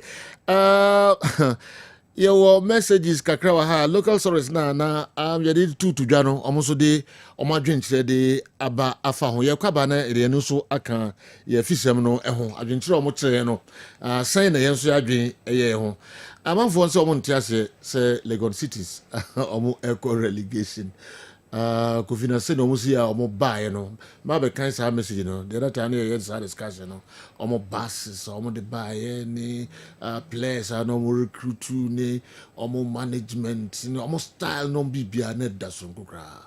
So what is happening or what has happened? I'm a Lagos Cities bar of all clubs echo relegation obi abekwa na nye Lagos Cities cause oma a premier no ye fe. So no musi wura mu no cause na de omo bases no ma bibre twa nkofo mpo a bases mpo omo games nkwado promote the game so much ka game ba kom ko fa shata wale mu nyina ba stadium what I suggest to attract nkofo so on ba stadium e ba na say and a club it is and drew baby kura no na be 4-5 months no muntu apply salary so the answer be straightforward, isn't it? Answer be straightforward. Okay, this can be no more same initially no efa then young comrade mepe ancestors and ma we nyina na obi abodu se ehye no na wasansuo e esiu de ho enti other clubs no kwan obefa so a omso betu you then would have to give a lot of credit to Omoa consistently Omoa some standard a large cruiser dems for years they've been there. Abdusalam Yakubu Sabato they've been there. His Majesty Otu for Kotoko, I mean top level for how many years? Is that anything? Tugbe afede. So the time for the mobile and Lagos City's mobile and San Jose mobile. Me ba omo be two omo na. How many way? Nana Domahine. People are more football for years. Omo certain level, maintain this level. It's not easy. Okay. No easy at all. All right. Yeba we nyina no yeba twetwe ho enkomo. Me hu se kuta so abetran studio ha omokojo mo 3 point den ewo bibiani. All right, mami ke that is say. Nyami adom say jo. Piwak for abedu ha no mo twetwe enkomo kakra. Piwak natural, we bia no natural. Everything is natural. Yes. Bia. Okay, I'm gonna do 3P garlic mixture. Mami ke Ethiopia. Yo. Sergio Medase, Yamatiafo nyina ache emo bibia akwaba edeba Kessben TV so na fe Kessben FM. Ene yokuada edafofra nyankropon twedi ampon wode adome no mienu. Esanse na wocho no enkometu obia enti seko na eurania na ebetu se na chese wadi afe na abasa kese no onyame edebi nso ato so. Eti ebase na eyasada ene ede menyankopon. Medof mebusa se ompo no emutesen. Megide sa waje me so se nyankopon adom oho ye papa. Anopei enkomo kakra me nu edi se medupe every Piwak natural. I did 3P garlic mixture abedwa so no. Eno ena me nu ahia. Yebo mpuni mpo a ye ba bekasa kakra bi. Eti mesre se wunyi wafidie no emfri ha na obema wafidie no ada heya. Esanse ensempa ye de bra anopei no. Obi betie bi ama aboa no every radio no ana wo TV no so ana wankasa nso a wo tie ye no ebeboa opapa e wo kwan bebre so esanse apomode mapa ene asetena pa ena enam edura me ne wodi ho nkoma no pay eye 3P garlic mixture 3p garlic mixture edro nwaso a Piwak Natural Health yakofa ede abedwa so it is a wo hwe Kessben TV a eno na eda ho fefefa etoa no na eda ho aneti kokko ene adro garlic kokko ede ato ho na wo hwe box no so a eye yellow na green na ye de garlic kokko ato ho baby a ya twe 3p garlic mixture aguo no se wo de won safa ho a eye re Bruyne beka say eye rough it is a wo de won sa efa 3p box no ho na baby a twe 3p garlic mixture no enye we enye rough wo nsa no a mepa cho eche say enye 3p fako ne kwaje foforo e wo baby a okoto no ene yenkomo a ye di ye hwe hypertension emojabroso pressure ni din de enso ade de beye wo no chese ebeje wonsem ena yare we nso yare ba ko a se ehihye wo ho na se wanko ebi a hospital ana wan check o blood pressure unhu da ehihye wo ho a eye ono phone enhye da nyi ne ho adi bebre je se wa check o pressure anu say se me pressure kwa na ekosoro entu behu ano na ehon sunsanso ehon symptoms ehon nieme ebeda di say wanya pressure no eno na wo behu no se wo ka kire wo bi a onim se pressure eye wo bi a sei na eye no a on de betumi aka cha wo se de eye we de menua eye pressure na eye wo sa no eti ko hospital niema wadru ana say woni 3p garlic mixture for ebo nkomo a na wo kire de eye wonu mu kire ne a ene ebe mu ohunu se de eye wo no eye pressure na eye wo sa therefore 3p garlic mixture edro ba ko enne e2 pressure se e wo krom ha a wo be ko no na o pressure no eye 120/80 a obekọ na chese aba fom kra aye kama esanse unipadua no ehia edema wo oma ene wabusua nyina ye number ni efre doctor sisi a na chire de eye wo se eye pressure na eye wo sa ye beka kire mebe wo bone ma hodo a se pressure ehihye wo ho a ebeda de mu ahu se de eye wi de eye pressure ye number no eye 0248 92 88 24 0248 92 8824 kaisa edroni ye 3p garlic mixture o hwe Kessben TV a ene good screen so no fane friends see ya na ye nim komo se obi enya pressure anasa se pressure ehihye ho a eniema ebeda di ewo nipadua nim no ebi ena mbebo so ede a kire wi won se ewiase abrani nyina no ye wo honom a yetimi efie kakra wo ho se de akamfo ni twifo beka no wo se asede ye me ya afie no etimi ba ma uti etimi dwawo ewo ho ana atekọ so atiase ba se pressure ewo nipadua ni mu ana pressure etete wa se uti ni sha ase se edwawa medofo enkwada wo enya yada uti fasei ene e fasei ebetumi adwa wo saa wo si utrase a ase wani eye tutu agu fom na ho yo basabasa no wani ayese ko e wo hodoma na sele wani sukura abriwu no medofo p3p garlic mixture no wuti na edwa gim ase wuti no enhome wusi utrase kura enye wo yo ho hwia enye no eye pressure na ebo nkaye eti paya eba wudi nsuo kura gu trimu a enko wonu madro bi a enko no mepacho enye tipaye keke eye pressure na eye osa no eba sa uhia 3p garlic mixture 3p garlic mixture the moment adro be ko nipadua nim no eye pressure na eye wo senti obon se 3p na ekoko atia pressure no obo se wuti no adwo se fom na aboa amanipadua no eniema akoyi e de ama afa pressure tim wakoma ebo se kim na eye wo ya obose ene wachi na eye wo ya akoma ne bebo kinkim saa enyaya da na ohomete wonhwe yi a ne yakotwe nsuo mpo ade agu so wonhwe yi a ne de okoto hospital ne de mframa ekwa akosi uso yesi wonya akoma yade yesi wonya heart attack yesi na akoma no ebo ni kim Bruyne se palpitation medofo entra ho mo akoma ne meti nto wo yempreko pe enam pressure nti wonim de nti ya wo saa no akoma no na e pompi moja no eti se koba se akoma na e pompi moja no emoja ne ntimi ntwimfa entini mu yie enkoye adwuma e wo saa ye obekom no entini no emu asisi srade bi akɔhye baabi emoja bi aboto ahye baabi eti moja na akoma na epompe no enko na akwakoye adwuma ebesa sign achi abo abegu akoma no ho na di akoma na ebo kim no ebre wo no pe 3p garlic mixture no emo akoma no ho ban ebeyi wuntim ma wuntim wada ho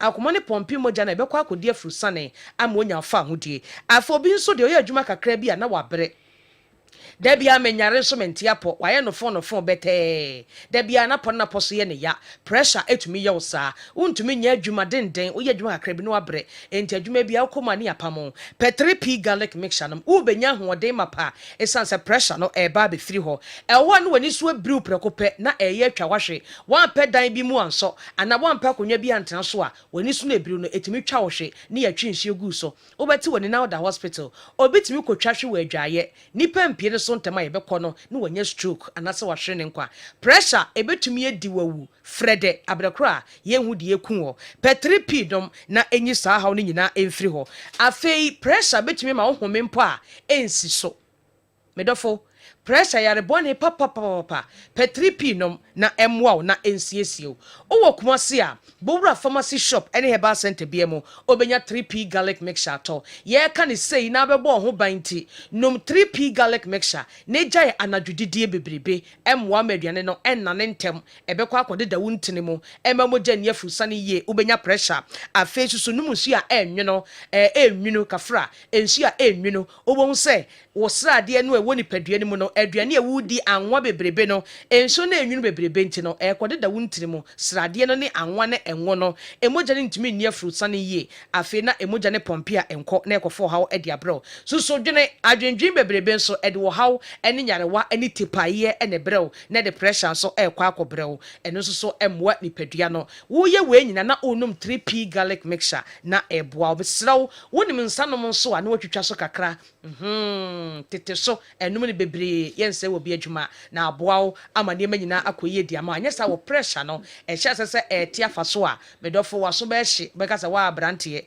bedu baby no marante sem no ebekɔ fom enam alcohol nti pe 3p no tete niema so obraje wa home na aboa onso timi sesa onan edi gu center table so wo demo so ho wi biscuit bi so atiase dwodwo ho na body no so enya hoto na wonum 3p edi aka ho na aboa kuma se bowra kwale na keba Dani heba Kriske heba obenya 3p garlic mixture hofo nko abet sam takrade eye aa mensa koforidia eye Gabson pharmacy mumuni away enterprise ewo wa ene cathedral no ene di nhwene mu wo fa kwadwo heba temale bebia electromat ne wona Madina so eye health alert clinic Little George ewo tema community 5 ena bebia wotie no bowra bebia omoton bibidru ana pharmacy wo de okwa wo se o pe 3p garlic mixture yeyima wa ete said de da TV no so na bebia wo no unya mase 3p garlic mixture ebi ni ho amenchew ahaban bi na enum bi onya dandilon wa ohun no pakaka duro kakra te se wonsa kokromote no wabu kakra na wayam edi afra na wodi nsuo aka ho na wasone so na wanonom ne kakra dandilon no osone so na no mebeboa wo obekuma se na abenya 3p garlic mixture ne bi to na ba bi ekrom eben wo no na afa wodi eno asu no wanom 3p no na aboa wo 3p ye duro ena etu pressure se ewo krom ha ne enipa nyina di adanse pressure ma ho twetwen wonsa ye titiriti wonase tatai woni so timi briw onye basabasa onye mmre uti pai wo wo ye ho hwenye yi pe 3p no medofo na abedi ho adanse akira foforo gie number yi fre Dr. Cecilia memo yare so anu nchese 3p mu wa fre ne ani nkomo emfa wonsam nsiye ne beboa wo number ne ye 0248 92 88 24 0248 92 8824 kaisa edroni ye 3p garlic mixture nyankopon ya adoma dasene 3p enu besedishi okay mami ke yebeda sepa 3p garlic mixture mon friend numbers no na mone omo eni nkomo babia wonya bia to bia we were drugstores ahodo emu benya 3p garlic mixture be ato na onso obedi ho adanse pa local stories na ye wuremu no aka abodu bakwa pa hosima aduonu enkono na enche kwa miki babe transnational the local stories no abre before so kwa me beba no mami nko Steven ho na kakra onfa emre ene hin na opese ore sivo bremo na fi fire call screen no so kakra na be the episode dey fa ne no o de yafa ansara da kan de abremo sivo minim so why ready boss mpacho my ready e video ma okay na hin na o de yafa mpacho abranti a he no screens you see e Samba One of Kumasi Asante Kotoko na free so remu Kotoko no e ade se modibo no atimi aso ani na Ghana football loving fans na no kwasiada ye hunde new rule abranti no ebodi ma Kumasi Asante Kotoko ndi asem no ne se ye behwe se the new rule ne de ma no nioma eka sa position ne ho no owo going forward obetimi agina ho de ma Kumasi Asante Kotoko ana se sa one game no pe ena coach Karim Zito edi no agina ho no amanfo atadi obi etio yenkwe all right yeah my etiefo akwa biem emfamra fidium ha na brand hu screen cc brand and ni Samba One na since owuram ewo Kumasi Asante Kotoko no obi anim se ni primary position ewo ye team nim no obo as center back e de ma Kotoko team no na wo hwe ni modern bo owuram de ma Kotoko you can say center backs na wo no nyina no wono ene obi a we the mainstay nti ene ubon se wo bo woni ablo bepra obekọ na sefa aba bewuram no no abo obo ebobo ni ye e ma say indeed defender bi adne bepe no ewo Kumasi Asante Kotoko wono defense wono no woni no etim bo me matimi ekoyie enso e de ematim no na no kwasiada against ye Dreams FC ene ye behu se wo ehwe eye Kotoko na omo ehwe ase omo starting 11 na in front of the back four no ye behu se Samba One abrante ne den e de Samba One ejina eye back four nim as a lone sixer wo he so betimi a shielded the back eye four men you matimi akoye dia momo na wo share on your screen na player wo shata wanim no eye Samba One ye di ne ho enkomo ene enso anopei na Samba One any baby a wogina no a wo shielded the back four no wo share screens ni so a ene wo ni say enye the back four no ena ehu eye 3 eye Brandon ni Justice Blay no aba benya eye Ablo ene eye Henry Ansu ewo ye 3 system no na say the back 3 nim Edma Kumasi Asante Kotoko na the presence ewo eye the back 3 no enim no ema the lines is e de ema branch and den e de ye patikasiedu se obedwan ni attack no e de ema Kumasi Asante Kotoko enti say wagina as a lone 6 no enye say we protect the back 3 no nkwana the presence no so no e allow eye Kumasi Asante Kotoko the left eye defend the player wono ebo benkuma fa so Edma Kotoko so obedwan ni attack na enioma etimi akoye e de ama na the presence ni so biem allow Baba Yaya Emma no so no etimi e focus on the final third so betimi ama that passes no e de ama strikers men yoma etimi akoye e de ama Kotoko team no ne ni wudi nkomo no question na ye bisa e wo mu ni say ene more than 6 no as a lone 6 no ye wonyema bi wo hono mu a esese wo enya e wo wago kansiem e bi e ye pass na ye ba pass na ye wo the short and the long passes diagonal ones ni nyina no e wo se wetimi ebo ni ye na se wo e share ya branch and den e de e ye Samba One yamfa eye long passes e wona bukansiem emfa enim komodia this sis eye Brandon den eye Samba One na ye ka long passes na no bi e no wabo a wode abre eye Brandon ni Patrick Asiedu e wo eye the final third e de Kumasi Asante Kotoko na se wo e wo eye 6 a wetimi about sa long diagonal pass no e de bre eye attacking third ni mudia na yetimi eye e de ema woni se team air presso now omo pushing high up the pitch and now say omo for so obetimi akwa with long balls one pass no etimi ahead the blocks no makomaku mienu na miensa enso etimi edi frame enti with the center area no mo yedi kan ni wudi hu nkomo no ne one pass wo edi abaye no eteki off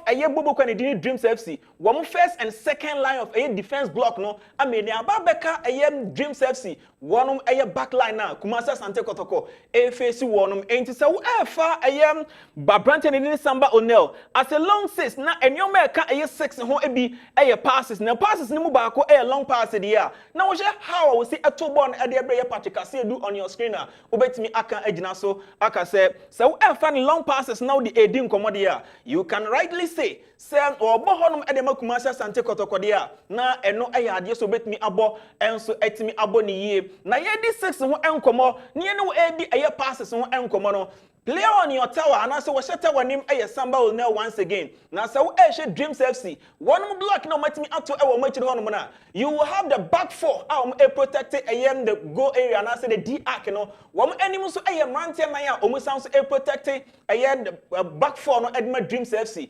Now, Uba AM South 4 now, the second line of defense now. Anyone so benya 1-1 one air press a Samba will nail. Say team SCT deep say in AM 4-4-1-1 say ya. You will need a player. Obet me about pass no breaking a yes line no man you met me akoye the amount. And so Esha Samba will now. The one pass no a Dreams FC. One more Emran Tia Marco Ensia and so Eddie frame. And so Esha the second line of a year defense no El Hormono. Oba benya 1 now almost ejina any mono team. One pass no eteki as many as 6 a year players. Eddie free a year Bobo Kwani Dini Dreams FC. One back four no and I said 4-4-1-1 shape now. One more enso out of possession and enso 8 ekrano. And line breaking a year through pass out wide. And a branching 8 me abo Eddie Baya. What they ever a year the far side a branching Dane Eddie Patrick Asido Kumasa Sante Kotoko. I get it to the final third of the opponent half. And to come and no Eddie near the element and what a year 6 bomuno a year passing no.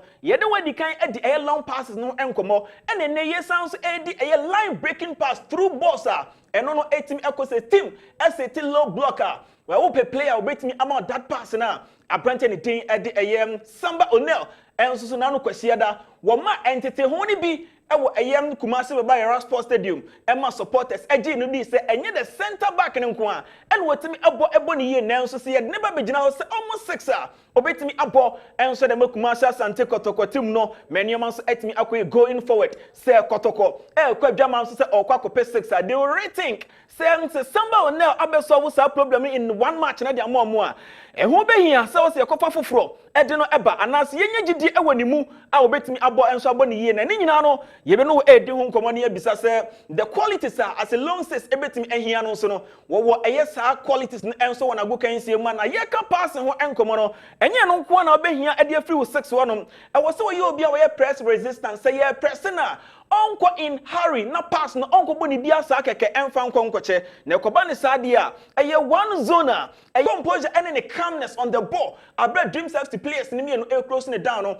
ni nyina one panic we take the time emma eye the passer na abrante no enso etimi ebom enioma etimi ekoyi ediamanti ebo play ni etimi enwa di hu nkoma irrespective of players no e close ne down ni nyina no he kept his composure and the calmness ebo sa pass no enso emma no etimi ekwa abrante and den Henry answer what my ball pass me when Gina was sounds a position home says the Henry ekra ball no na say want me emfa nkwa one sounds 8 me emfa ball no emfa mre ne was 6 ne mo bi e wo hono ma say ebo pass ni wi a person be sounds so yi ne ho na was sounds so age pass na progressive ball no enso me ediako but that is not water ye win na no kwasiada e wo Kumasi baba Era Sports Stadium abra na eye Samba O'Neill ebo 6 enso edi ematim no na ye di kan e shase na ne wo edi ni presence no enkomo e wo the back four no enso anim wo she the presence allow a year patikase edu se obetimi adwani attack manioma enso etimi akoye de matima ni din edi eye Kumasi Asante Kotoko so Samba O'Neill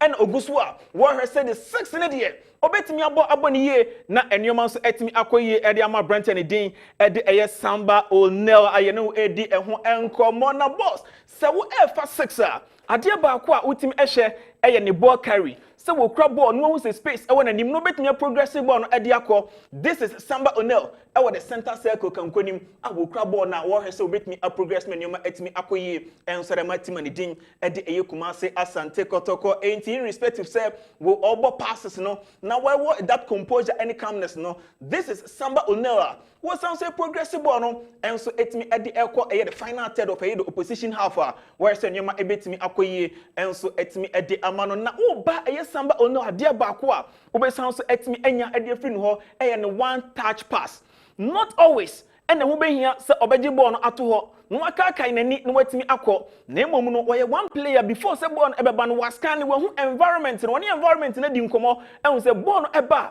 ehun be here say was a metacha ansa na mapase ana so this is Samba O'Neill not always and ehun here say was watimi edi ball no edi to ho ansa na watimi apase ball no na say ebo play no watimi asha one touch pass ball no ebedi no ho no ma one chenchen so kra and woja abo nim se bon entimi inflow menoma so entimi enkoyie emfa ematimi din ede Kumase Asante Kotoko. So on your screen no ne one touch pass ni bi and aye ne wo enso etimi share menoma etimi akoyde ma branch din ede Samba O'Neil nti Samba O'Neil as number 6 nano kwesi ade Kumase Baba Sports Stadium no and aye ne wo edi ne ho enso enkomo na yene wo edu eye ne one touch ne ho enkomo no ye beto aso ne etimi ahye se emra pass etimi eko ediema no wa abana Patrick Asiedu under pressure ne nyina mu no Patrick enso so anhwe se babia na eye Samba O'Neil every eba no obi press na so obi close ne down. This is it hanom no so no the long diagonal pass ni bi enso etimi aba na wo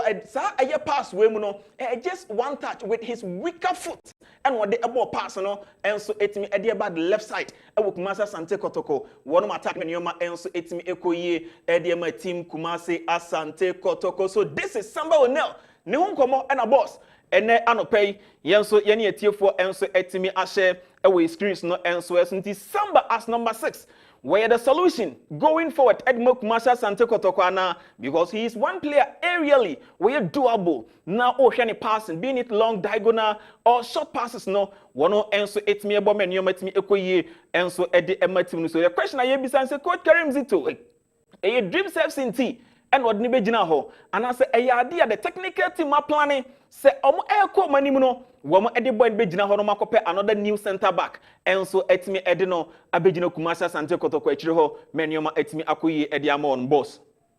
Okay, now we use our question ano de amana going forward.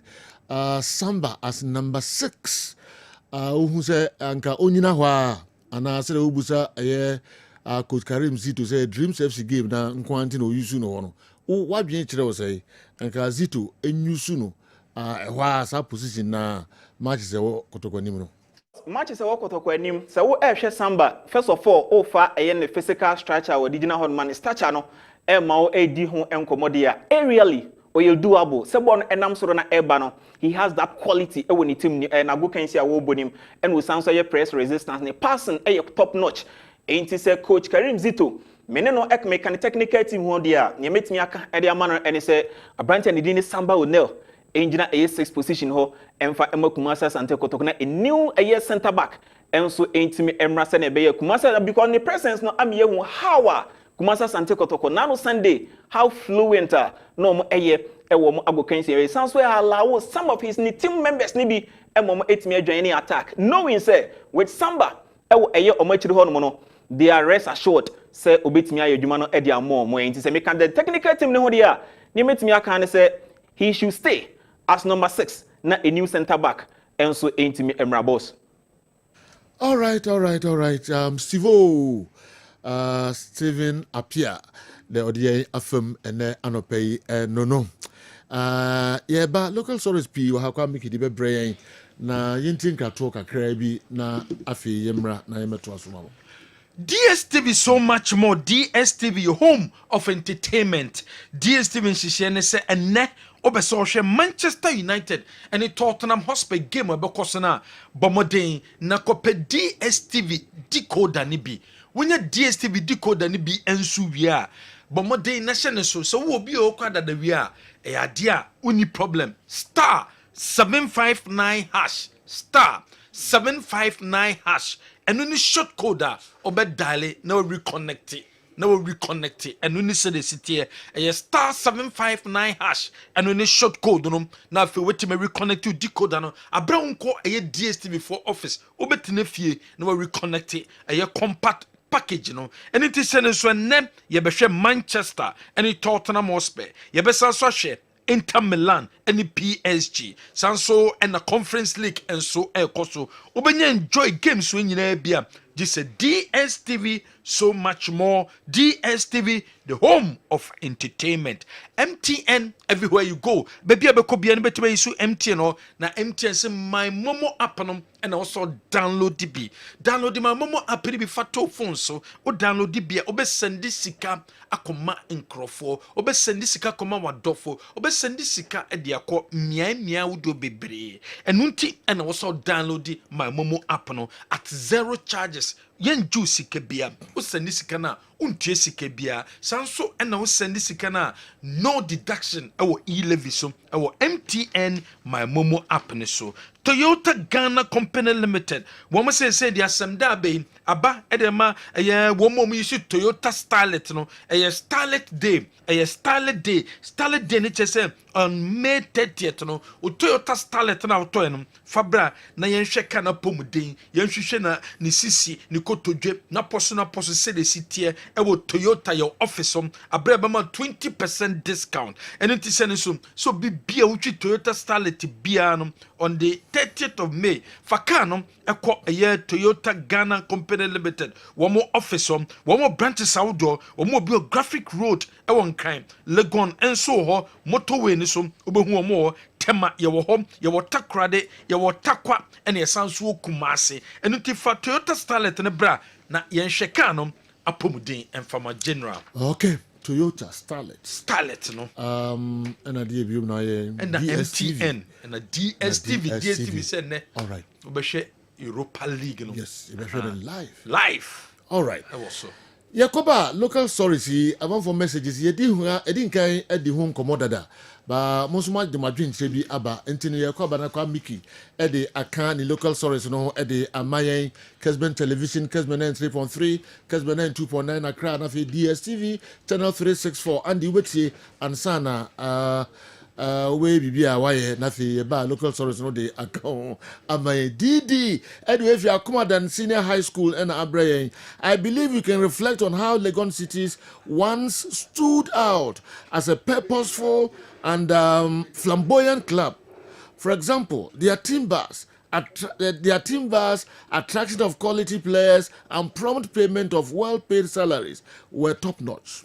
Boss, in their quest to brand the club and inject enthusiasm into our local football scene, they engaged popular musicians like Shatawale, Wendy Shea, Medical, and others to perform before games. Unfortunately, things became bad when the club owner encountered business challenges.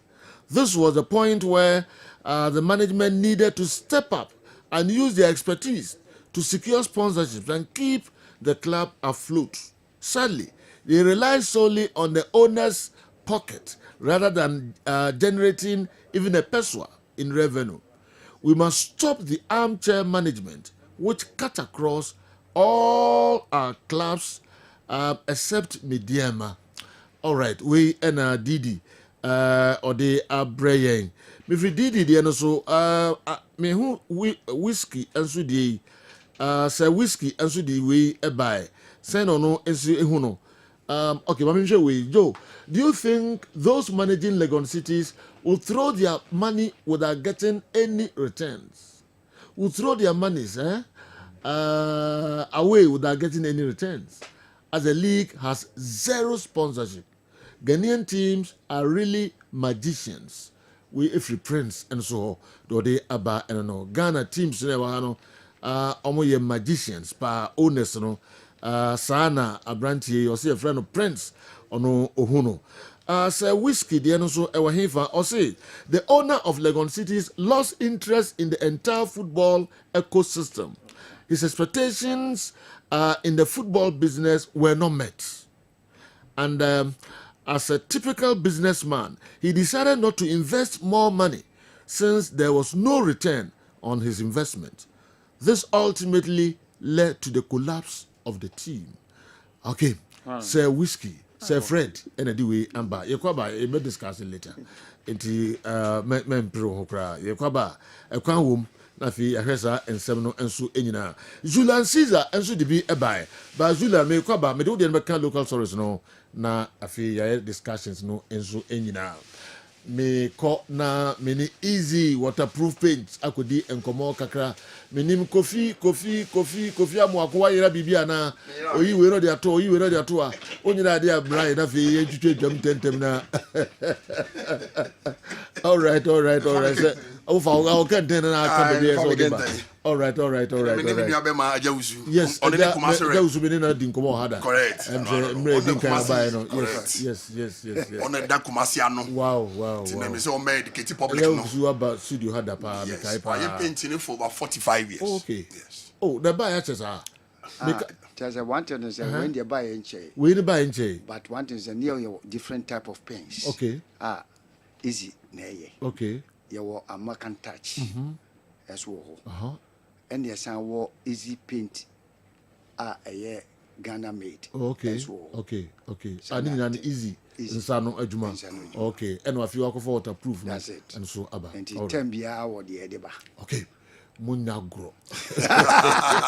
Yo. Sejo, you didn't check us here. Remember my TV. Okay.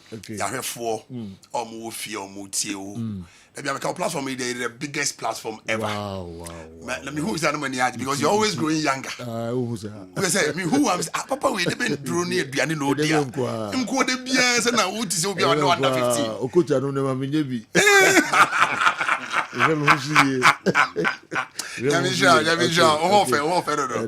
Ya din check us here be mo ya hwefo say na we ga kan no. Na ya catch say you say you read the peak of the range. Sure. It's when I start you. Yeah. Who they sing crying. And na Kumasi so obi kan run adu nya de. Yeah. Me sure say no bi anda because na you know pa. Yeah. It they can say e bia na person free na person to paint bia be free 0593 70 76 96 0593 70 96 we head office ankasa. Okay. It they make can say ende say you so don't for them no wasifie anampo bi na di jawa e da de ajapade e bon ban enti e person board down ho ban with easy waterproof paint ye paint ye can waterproof onsuru ja onsuru frama e can waterproof ade ase be wo de atunsu na yi ye na se na tie anete and say it still have the school state senate enti the make can say wo dan no enwunu na e ma na your problem say o dan ko abeso pass ro anampo ko akoto roofing sheet fufro ye de asi jai na beto paint ye ketwa yi ba ko ana kase ba ko na ye ma ye painters enfro dan so na mo ko paint ba na mo si form wia na wa obi ba be dia dance se wato ade papa ye paint e te sa man enye painter o chiri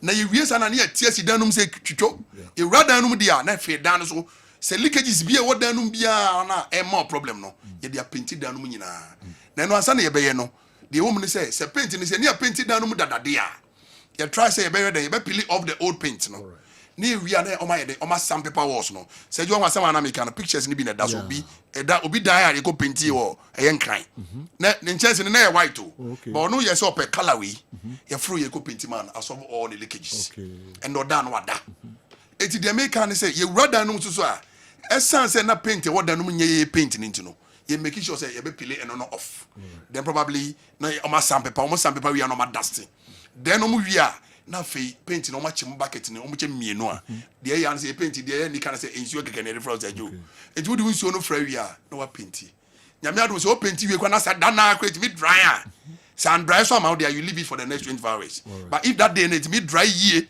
na so blocks no ma and the beja no technical aspect na ma bra kofi o be catch you na fe that na utimi sa paint you second coat na paint bia near face ajo say me de kente ba wa hu si blue no say na tie it the can in and say and then so don't for them no was fear we plaster the only paint you need to go for is waterproof paint a paint be a what the papa nyame adom so yegusu kura so run promo na ebo na edeje na no na edeje o ambasa bre na boso mi wewu na bi ewie promo na ebo na edeje ye betum and no ba say jo we yan kura ba ye nto so eti the catch Santimane Ghana man say ye pe Santimane Ghana man yi achirichi ni Ghana ha ba bia o de ne so be phrase numbers na me kan no e factory number na was 0593 70 76 96 sa number we ofra amama number obetu scan de atoso utu scan de atoso a ba bia obi entimi de gukam ne de de abro on saka wa confirm say on saka enti easy waterproof bend there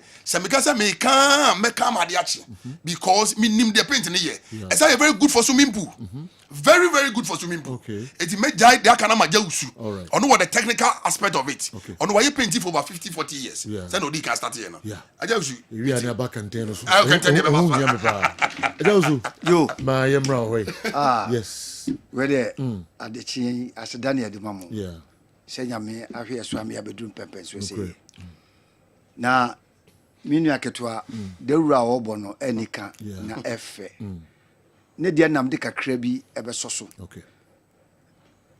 easy paint main office wɔ Accra ɛna Kumase yɛwɔ New Mecom akyiri hɔ former Graco Insurance efie no ase store ne Obros Stores numbers a wɔde bɛnya yɛn ne yɛ 027 01 21 036 yes okay 027 01 21 036 na ene de me de so menua de ni nyina so ne se ene unsi dan si nsuom enso duru ba bia na wanya eda ho leakages de ma ne ba sa nyina ne se ene ya nwa na yetu di plaster no aye clay enu nti se ebasa ye cement ne so nye eti menche no eti se ensuo to a ebro dan no na wie boso no ubo se na start papai eti papai no ubo se ensuo san to a tokro na papai na se nya kwan ya wuram akwa wurawura concrete na ai plaster na wo ye no na asase ye den ewawa ani ntini se ne yate den na se easy paint o makofa de kese we ya bre ya wo moka bie wo a ade e wo mu ani se to America enso na eba na no de ne enu anadwo ya hu ni easy crowd ani ti so person ho to no osum dwo to America bre Kumase na ba Kumase a oba Mecom achiri wo New Mecom achiri wo it's okay oba o ho beto ni a church wade na ni so no watimi aye na bibia ye kama no anya fa hodi simple eda mu nyina ase wo se moti ye all right enti sajo as sena no kana okay wo se me ba me kura me kenten kenten de wo se see blue ya ne ye ton painter wo hia bi ko o be hia bi o ko ta do be hia bi ba de wo mu de say ye paint we ye sajo ye defeat an de paint ye chire ewi na de si wo e ma ne wo ye kama ewi na ma ne si blue de nti an ye de kenten ye nsenchen ne say ye person dipa hu say kenten kura ye nananom se ntimi fan konzu a easy paint ya da romantic ntimi de kenten konzu eti de America ne say ye tumre na ne ya chire si eti de wo fi a wo he wo TV studio hu ne clearly de ye no se eye na medi nso no gu kenten no na high flood ya se jo menye sure se ka ba pene kwa ma medi kenten ewura dem ko edi fidie na ye adwuma wa a fidie na wo ha ichirizio se jo medi nso no agu kenten no na medi mensa enum se ya me ma obi owo fi ate ase se aha se kenten we ameka kasia pa sinkran o ma fo se da ba be se na se ma branch o kan no kre sa so na Kumasi office yo dia susi we esi ho ai no susi hotel mu eti adansi amanfo di ne de we motor se jo ese wani ese o ka che because of easy waterproof paint eti mi si Kumasi numbers no so biem eye 0270 12 36 0270 12 10 36 036 0270 12 10 36 all right wow baby bia and cry there 0593 70 76 96 all right it's you know for easy waterproof painter they just want to say no more leakages Sergio I'm on for it too. All right. O platform me dawse. Yeah, I'm on for free. Yes. Obi biara what challenges with leakages. Yes. Man for na ninko ke bia. Okay. Omra ya so ye. No. The swimming pools ni ade na ye. Oh, correct. Walls ahodo. Na say jo wan kan che what e fo na kenten eliki. Yes. Eliki se geligi. TV na won. Wo question bi bisa no. Bacho bisa me. Mpacho say mpenipo bubu so mo say wo de kenten ko nsu a wonya bi. Ni nyina so but asema wo say wa twe nsu agu kenten mu. But nsuo de da so kenten mu e de na e ma nsuo no antimi so kan na no kuta wa da mi pasa o kana amanfo mi de mi mani ahu correct go ma hu say ase wo de paint no e na o de fa kenten mu nti we kire say wo de bi ko paint wo dan ana wo dan no so a nsuo togu so anya de ebenyu ko kenten kura mpo na aye den wo de fa mu a anya kuta kan fa bi ko enti okocha so obehia bi pa obehia bi pa we pa de mi hu bi da correct we de mi hu bi da say e paint na one hwe ya ubo se u blush no ewo a tapenta akra ntimi metal okay tapenta ntimi metal eti u penti agi se ensuo esi nche ya na odi biagu bra na de na odi biagu se jo afi what eti je paint eti some mine okay correct easy waterproof paint no more leakages se jo me sorry mami sina malo se bi afi no obi aba 0593 okay 70 76 96 Kumasi the year 0270 12 10 36. All right, but that's Kofi Amwako. He already said, Emmanuel Amwako. On it, a Jewusu, and on the easy waterproof paints. A home come on every easy waterproof paints. Was no more leakages, no more leakages. All right, yeah, the best see her nafe. The Akanina no a fisherman qua. The Akanina no a fisherman qua. Kessben television, Kessben 3.3, Kessben 2.9 Accra. Kwa Mickey Baba transfer nafe or the local stories no. Abreye na ya to adwumede no eso ye nkonko a afisam nko a na ye de bremo. All right, mo amoshe DSTV channel no 364 na fe Go TV channel no 121 sanso na Kessben TV Plus nso unsa ekan ho Kessben 92.9 Accra ho unsa ekan Okocha say there's a more James the cities question ya nem say mo pa ba na say jo da bi ye nyem ye sir, that be say Joe. I got 3 games, fine. But, 9 points. 3 times. 3 times. Joe, and woman, if I'm for Bubo be say, almost as a Ufie, Eben, I see ya, and it's will be winter.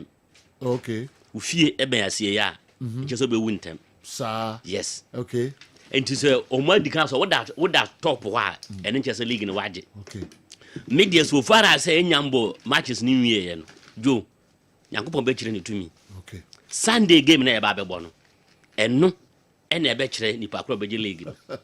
Sunday game no. Sir. Joe. Okay. Na Badiani Gold Stars me respect you too much.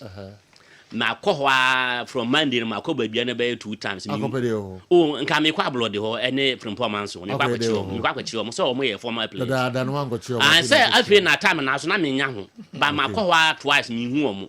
Ma duadu mu a so ma kopie mu e watepa. I was on my camp because of what match in this omo tepa se a hotel omo da ba bi omo yetu no dey over home. Oh, that be say prepare ultimate. That be say na ko hu ba bi omo so me ka se me ko ba bi no 2000 ma hu omo. E na ma bi do ma ko se tepa no omo nti ma ko ma me no ma ko di nkomo. Omo wo hotel bi e frɛ no. The ja omo like. That be say me pa je say. Oh, that be say me pa je say ba bi omo na bia ye light ne do omo so. Ye light ne de ba bi omo person concentrate on that una o concentrate ya o da bisa me ti o ma say visitors ni hwan e na me pa kire say no eno kra na say scare mo o da bi en scare match bia o da bi en scare yo ye de wa ha ya nti ye de is Sunday match no Sunday Kotoko supporters ye de cars be free hako ba bia ni mo bia ntena fie because Sunday match no e be match of the season ama Kotoko. I see. Yes, e be match of the season ye ko na kwa 3 points no aba o say kurum. Anyway, meba na fi ba beto aso don't worry. Meba ba beto aso me say kwa Mickey na na pay woni safo je feeding komo mo no so say na jiso mu ku mu tukuru ho. Yes. Me she me dino. Obika HSN. I say the baby ah. Aye, yes. Yes, the besi. Aye. Yes, eti yonko. Wo je no asa eno na de di kan dia hye no so Kumasi Asante Koroko weekend di enya dia asem no eda form but amafo complaining so montia se Ghana Premier League no ye start on Friday na Friday ye bo no omani has game ni problem o na mo Accra Lions a omo bo on Friday no eno more problem because of a year relegation say the city Premier League board, organizers of Ghana Premier League, you know, we must see a new so bia a last round of matches now. And a woman a baby in Sakraye, and my matches in your body the same day, the same time. And when you say the city, now I say match because between Accra Lions and the Hearts, our Accra Sports Stadium, and for problem bia, and so and by nam so my Hearts, and they are tuja, so we game on Friday, one more 30 Ghana cities, 50 Ghana cities, 80 Ghana cities, 100 Ghana cities, 150 Ghana cities, and when you see Hearts, edgy, it will get. Abra, wamo enso enya Accra Lions ebebo. Wamo si game a wamo na Accra Lions ebebo entimi nye nsunsanso ewo eye Premier League no baby bia se ebebo amobi etima hye amobi etima qualify every relegation derby. Enu nti hye da ono no. Has game ne beba so on Friday. Wamo ne Accra Lions ena ebo we enhye a eda for Ghana Premier League. Already no say the enyim say on Monday ena beto dwa results epiemu edema Legon Cities abra womo ne nations boy ntino ama Legon Cities woma kokan so atraman ho eco relegation say team ben ena beka ho akọ Brekum Chelsea Bazakewoli Stars Young Apostles Vision Anasa Karela ena eka Legon Cities no metimi akọ relegation enom ene say the door Legon Cities yemfa ntudwa say nan company for a wo da Legon Cities ano wo say kom ye dum be ye bia nanka team no etima kem e Premier League no mu nanka team ni kem Premier League no mu ya no megya team no anaso metimi aton team no na say entimi anye possible team I friend Legon Cities eco Division 1 a omukoi still the Boboko friend Legon Cities is up for sale omuchemo beton team no nyadia womo ebeto so aye team ni biom eno ne hihia efriom Legon Cities for asoye eba league no eba na wieye ne hu two teams a womo so eco relegation na fe yehu teams on qualify be see a Premier League no weekend in Gamba All Blacks and I say All Blacks omo team kunuma womo ba a Premier League no zone 1 why never Premier League no between LTU womo so ne a Techima 11 Wonders this Accra Sports Stadium ne be decided on 30th and number wa Accra Sports Stadium na e decide hu team a ono so beba from zone 1 eba be see a Premier League no LTU and they a Techima 11 Wonders a Division 1 slot for promotion no and no and a eba to play off no eba koso Accra Sports Stadium on the 30th and a Jumedian bekoso na mo so aba back aba be see akan e wo Ghana Premier League no ensumu Premier League no nsema wodom and a day eba mana ye to asom e wada stories a National Sports Authority say there we more consider say there your Ghana Premier League ni we are all stadia Baba Yara, Accra Sports Stadium, Esipo Stadium, Alumama Sports Stadium, womo ebe close stadium ne down for a year. Jumedia umpeso mudi our stadium ni nyina ansana a year Ghana Black Stars akensi no etimi abaso in September ansana a year other games krano and also etimi abaso but omutidi say no ansana yebebo ansana yebebo World Cup qualifier na se league bebe na wie de o se various stadium no omutimi close no omutimi juma enso ewo ho yeto so ewo other stories President Cup say there clubs some involved no woman hu say woman be take part our the President Cup ebebo so ebabo e dey share President of Ghana ni munyam President JM and I say John Dramani Mahama yebabo e dey share ni munyam no two teams and as say be take part venue no omo is likely say venue no ebeko Accra Sports Stadium and yebabo President Cup no but two teams are woman involved in there asat now enya dia enom ababeto dwa e dia fan ho a yebehu teams are omo so betimi ateki part and so ewo hom ye to so other stories are KGL for no mo boa among the 17th championship na koso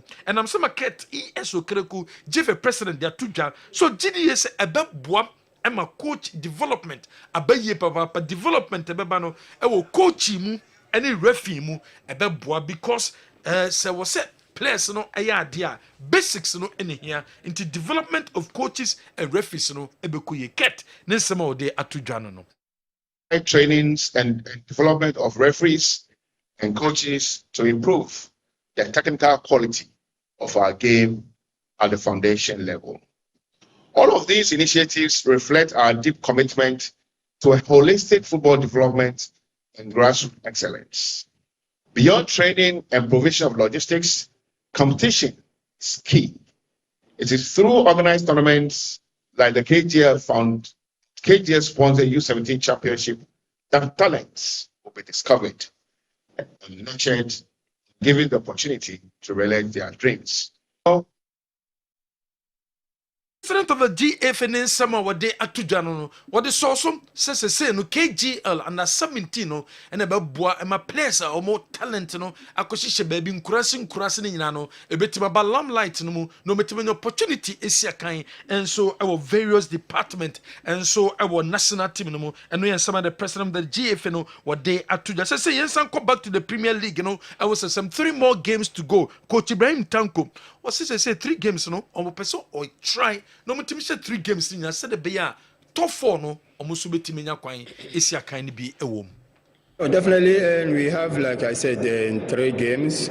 One which we will get the 3 points, and then we have Kotoko and Chelsea. Definitely, we will try and get the 6 points so that we will finish maybe the first top 4, and that's our aim now.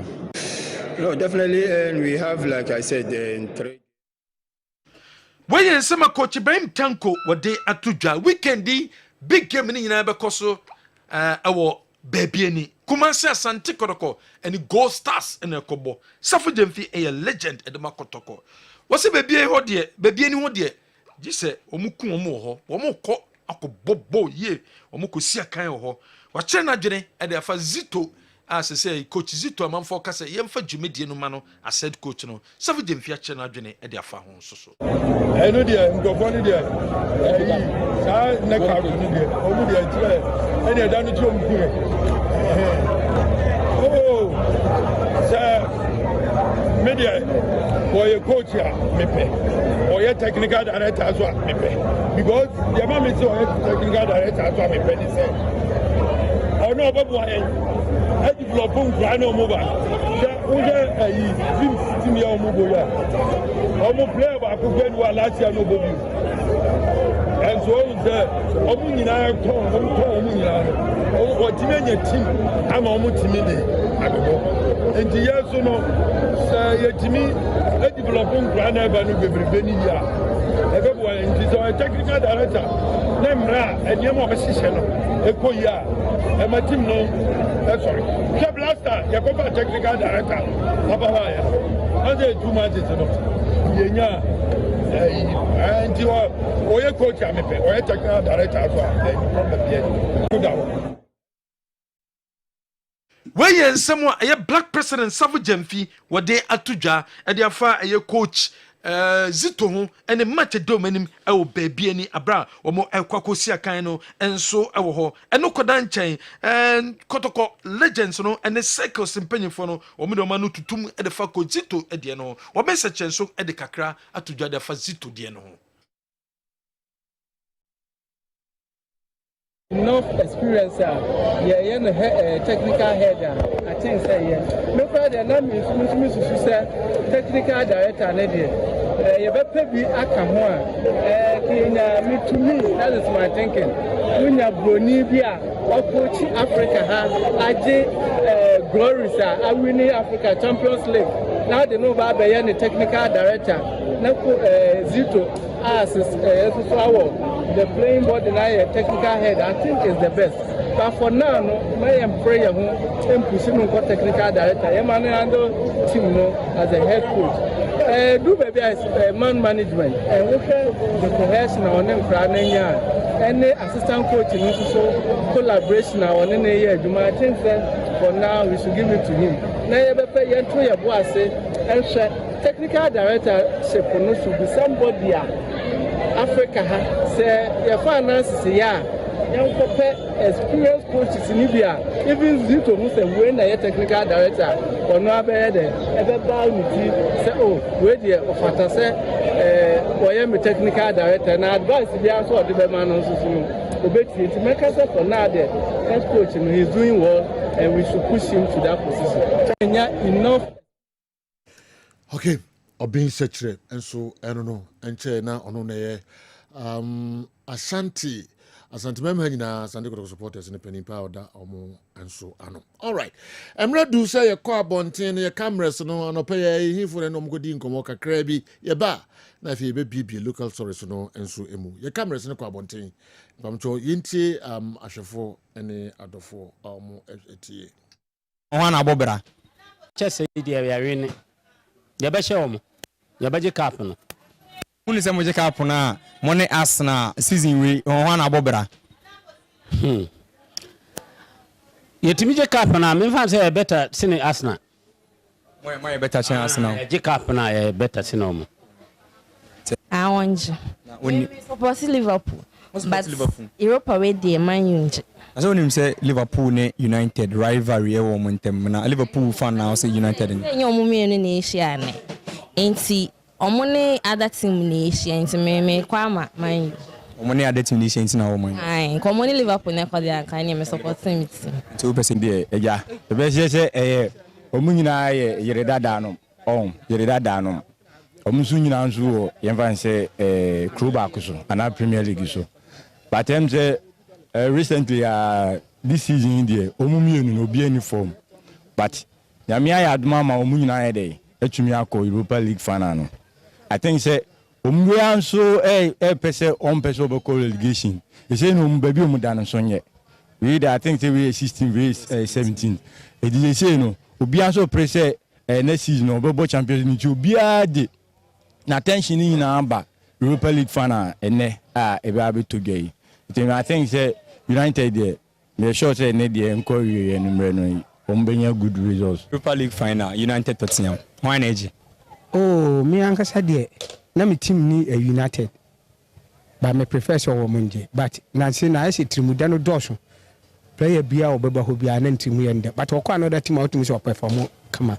So no one is a problem technical team the Man United and what issues with Sani mana say players na trimude say they work on players na bon no munimbo but akakakra e ahode so when say the team number Manchester muntimbo oh Man U na ankasa no wow just imagine what the compare I say ya dey kotoko player be oba kotoko na fitimude no abaye mo okwa another team out me say na ekoye ma no enti no ye trimude team de say sa Man U team no akoye say say okọ England team no to say ahadi ya kotoko ne hasi ya what I say womo no say omagine ma omutima ya omudemro so na say queen no nyina no mu wombi nti ama omutimu ya omude nti nipa ne ba wa bo ni ade obenya die wodidi no me ya na bi training no kra nya ni de biem nti kasa na afi omunyiri wo mo ho niadin football na yebo na niadin munya 11 so de bia obi hye no yonko nti ya hoden na there is a season where City and Manchester League no wanya trophy. Arsenal same thing. Arsenal performance in the Champions League mu but still I went to final. Now we say Manchester enya bad season e wo league ni mu. Now we dey call akokubo Europa League final so ogia only say Ruben Amorim enya a better season. E dey change Man City ni Arsenal team ni na. Oh na make say mu say football na wo ho no. Akoye bibia wo a game. We bet match we sanity obi o kwana team we better so obi o Dallas team no o say sanity football na a game but okay Man you know mom team you omo de bebre but omo yiro omo so betima o hwe omo performance coaches mi nyina performance wo Premier League na enkoye but the moment o be win Europa Cup no e dia call Champions League ni de na me say sa failure na wa failure champion EPL no eno no ebe konchen na aboawo ama watime dai wako anim eba sa na yere be fi de waye ni nyina all right your cameras no kwa bontin komo kakra ye no motwetwe na no pay yai enso eno no Zito is the only coach now Zito is the best coach now, so Kumasi Sante Kotoko should give him the chance to coach the team, and they should add Coach Eduafu or Hamza as his assistant. Okay, Zito knows how to improve on the performance of players. He is the best coach for Kumasi Sante Kotoko now. Pauli Edway from mile 7 and so Abreye and Anope. Maminshe Way, I say good afternoon. So, what's the fate of our Insuatre team and the players? Ochiri Edwefri Satellite, Accra, and Abreye. Yesterday, Coach Evans Adote's call for the remaining fixtures to be played simultaneously was a good one. However, Andy Kem and Mr. Freddie Champon created a subtle caveat to exonerate the GFA. So how can the FA justify its stance when Italian Serie A's game adjustment for Napoli and Inter Milan matches are juxtaposed in hypothetical analysis here? The Legon Cities versus Nations match had an influence on clubs battling relegation and those vying for the top spot alike. Yet it was played in isolation. At times, we should make way for situational adjustments to accommodate changing circumstances and move away from the traditional last day match syndrome.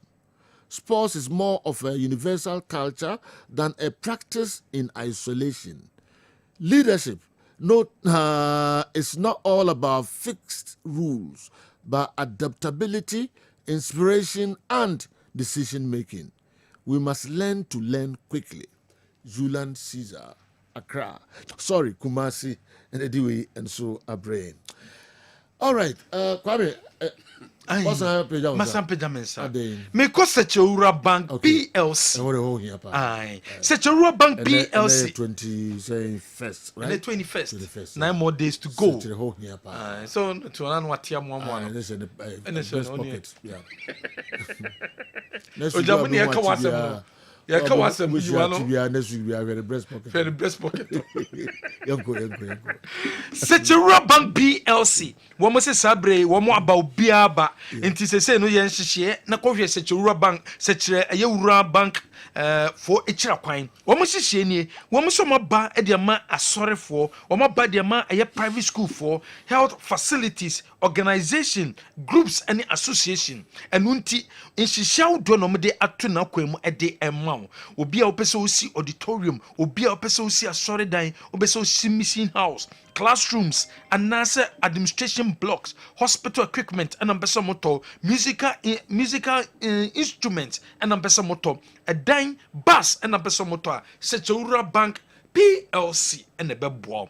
Or say fast track ni emergency loan. The bemau. We a businessman, businesswoman, or contain an abba, we sika de koyi. Fast track no, and a bebo. Fast track and bebo, am yama sika, na wo de akwa koyi nyema no. Ya bema sika, na wo via yama flexible payment plan, no wo tie sika no e de mai. Sechere susu ewo hom, to susu nin kakra na susu na beto no, mfaso bebaso e de amount ni amount loan, na de akwa koyi ejuma. Aku sika group loan, mo ye group of 3 to 6 members and no so mo de mombra. Ya bema sika, na mo de aye ejuma bia mpesa mo ye. Sechere sawa collection and so ho at the mount and also chese unye bi afrimu na so dofo bi afrimu obese ba na beji sika no mo ye be yi nyina de ma we nyina ekoso e was Secheura Bank PLC Jamase and a head office ho your branches so agona Ntonso Mamponten ehwan Dr. Mensa Report Junction Kronom Abuahia and Kronom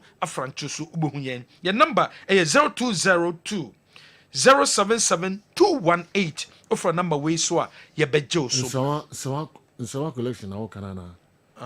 Nye nsawa years nsawa. Nsawa collection. Okay, so no usika no. I say sawa collection. Oh, sawa collection. If you want to ya na na mkote sa. Me no cry adwin. So usika no. To be honest to you, I'm visa can be was sawa ba area. Whoa! It's sawa collection. That be na kan sawa collection kompa. Nobody do so na beti ase. Says Secheura Bank no. Say uye ya, ombetimi abegije nsan no, ombetimi abegije ma. Wa kan nsan no ga na sawa collection ni sawa collection. Ka se sawa ba sem bi no kakra.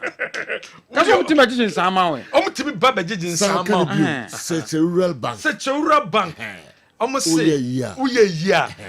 omotimi ba abegigi so na everybody nyina no ombegigi yes da bibia donations no onsa no boy na when your text message wa utua na usika na ba so say Mr. Comrade thanks for donating utabu 2000 5000 for this we say no matter what so no into because we use for account print out na ma started come here there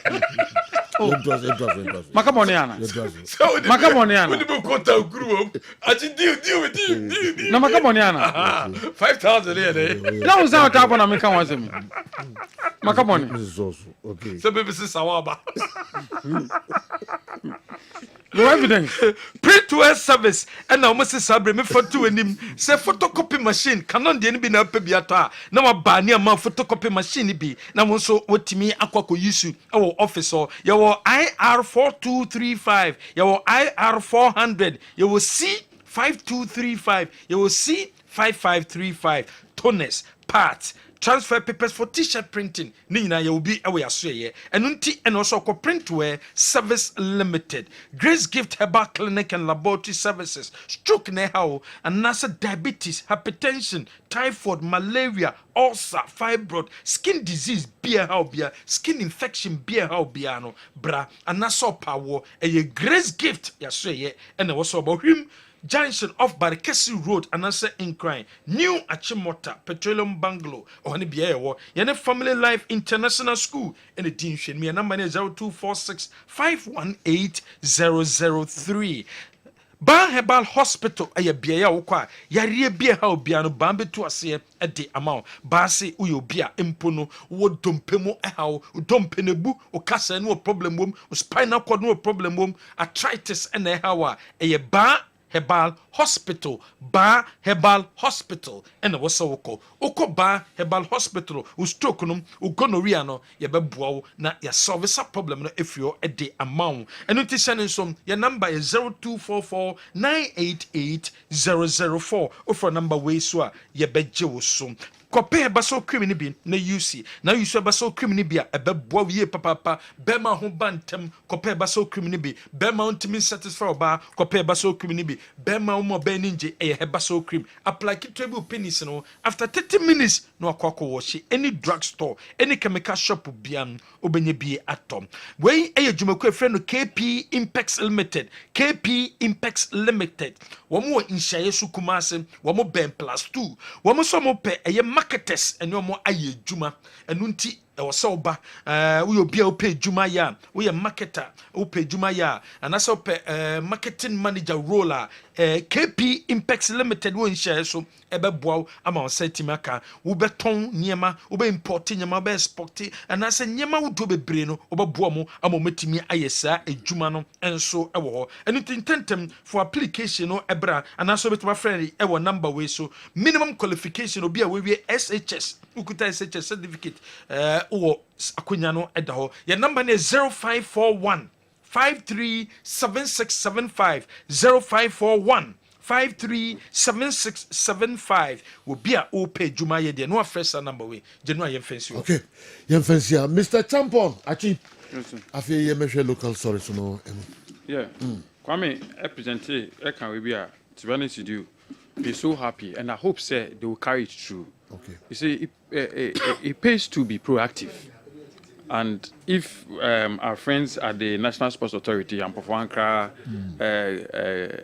Gideon Hammond, and Veronica, if indeed they are making Sanombena, Omonchain, no be a back, I say, Yababe Bani Stadium, and I here we, and San Omodo Musako. Okay. So as soon as League in the Quay open, they do close down the stadium and undertake innovation works. Jo sanenka ordinarily say but your problem when they say ye maintenance na ayire fie di mu just asema ba so obi abehwe say ha nyansa na yakwakoye ho obi abeye say ade ni si o deteriorate wona na mu che literature say a stitch in time enti say hakitu abi na say ya won't do it ye be man ade na say ya ba behwe say wenti e man stadium na wenti ansana eni abeye ho so enti for say we na mu with that intent Krampu say omobe will undertake renovation works at the various stadiums. You to me chama and I hope say they will carry it through. Yes. Because and any a problem. Yes. And any a problem. Because all the problems we face, your pitches and your one way in a lack of maintenance. Yetimi yana bedu certain level. But say bit mat was say and sabe on de bia no near jai. Enya bedu say so pitch na ya na fe jai. Your boy say we are and sanda you be sa ko junior sa ko. And it's a problem. Sure. Every single aspect. Maybe may a VVIP. Nephew VVIP lounge in there. Once they be a tomb where come. But all go to Kokumazi Stadium. Call changing rooms or correct. Oh, fuck will be a so tata ho. Baby, you know, baby who had drainage in your juma. Obeko main dressing room will be flash and so no. Abu nature say and in Namho. Just say basa. And so you're innovation century. But maintenance a problem. Unovit I didn't do say ya. You need to maintain it. Maintenance culture. Legon, University of Ghana Sports Stadium is one of our best stadium, but a pitch, basa. Because omo ko pitch, omo nim pitch nwa adwuma. And omo jibo so konsa. It is hono so talk akra. Atecho rare atecho. And nemremu in modern world way stadium is see enche there. Kin so to a bedreni neko. Nka wakoso asa we do so etata so touch and anu nko my boy. Just born boy enye yi. Tukuta anim ho no. We 29 ne gina faako. We 29 ne gina faako. Sa calf under 15 day. And ye den na do ye di firm one ye di boy. It took a guy, young guy, I'm sending the Fred if I'm not wrong. On a buyout. Oh, ye wojuma man do love a calf accept me a ball. Say you 15 no. Oh. Because initial job no me yen basa. Omo fi say be a drag guy. No more dey your crowd say omo omo say drag guy so mo duane bia. Because I teach any no man na be go. Enemre mu enti my expert so how make me just ask. So my good friends, a very, very good Samadjun is Accra say. Once leg near and there, Modem Sabacos stadium number con, number team ya. We are hoping say now the Ghanaian teams know about Africano on by Euromo, but you don't want in our park or so, say can be. Kotoko, any golden cake, near call golden cakes near call FA Cup final. The way we need qualifies for the Confederations Cup. Ghana League ya so. Nations FC, Gold Stars, Heart of Lions, as I call themselves. Omo nyina potential Africa for. No mo kokokokwa stadium ya ina omo ni bedaso. Because beto about prelims no be a but when you drew bunu mu pa of which you hope so many beto draw. Either you are choosing Accra Stadium or Kumasi Stadium or minim the state of Cape Coast to call and say minim the state of it. Until ya mo there would us I mean because with us in the media and in Normandy maybe omu dey ekoso ntina there they are in the position to now work on it until like I say omu adwuna kosi say they would undertake the maintenance of we don't change amobi ma meka say we ansana you matimi maintain and I'm very much happy with that. Now the NTSO have been my possible so say na try the Ghana League, it's not synchronized with the European leagues. So why we here? Because you see European leagues here by we. Sana Ghana League is so by we. It's up free period no. Tournament ever say about Ghana and Crown. The cup and pram. So be a stadium na be free for the opposite we be. I don't also maintain maintain. Okay. When some Bobo foot tournament under 20s comprised of all the 16 West African countries. Okay. But we are taking it to pram. So by a stadium no nyina bit my free na. There so mu yehun adwuma be to my yehun adwuma. Because Ghana clubs in now qualify for group stages. They can play in any of the stadium now available. No more to one thing I'm looking forward to, and then who comes back to the Premier League? And lose as if say the old folks now.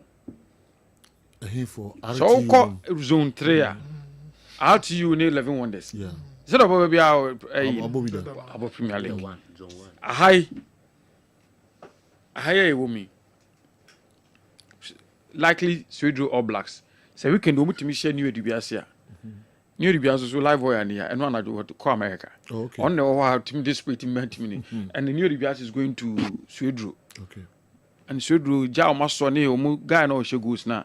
None of motion happy birthday one form a Kutano. So if Sweden All Blacks win this weekend, Ombema gap, I think 4 points. Lead a friends Rose Park. The challenge you no. So you look as if it's going to be the Wabo Premier League in Bida. Maybe of much interest. Maybe I didn't know zone 3. We are Accra. So that's it. It's Port City, Hawaii. So no mumba, Miss free. We no more. Oh no. Probably we can have a debutant or be on board Ghana Premier League in Bida. Know how ready they are so bit about Premier League. But the other zones in there, zone 2, 1 and 2 in there. You look as you say old folks in Anna.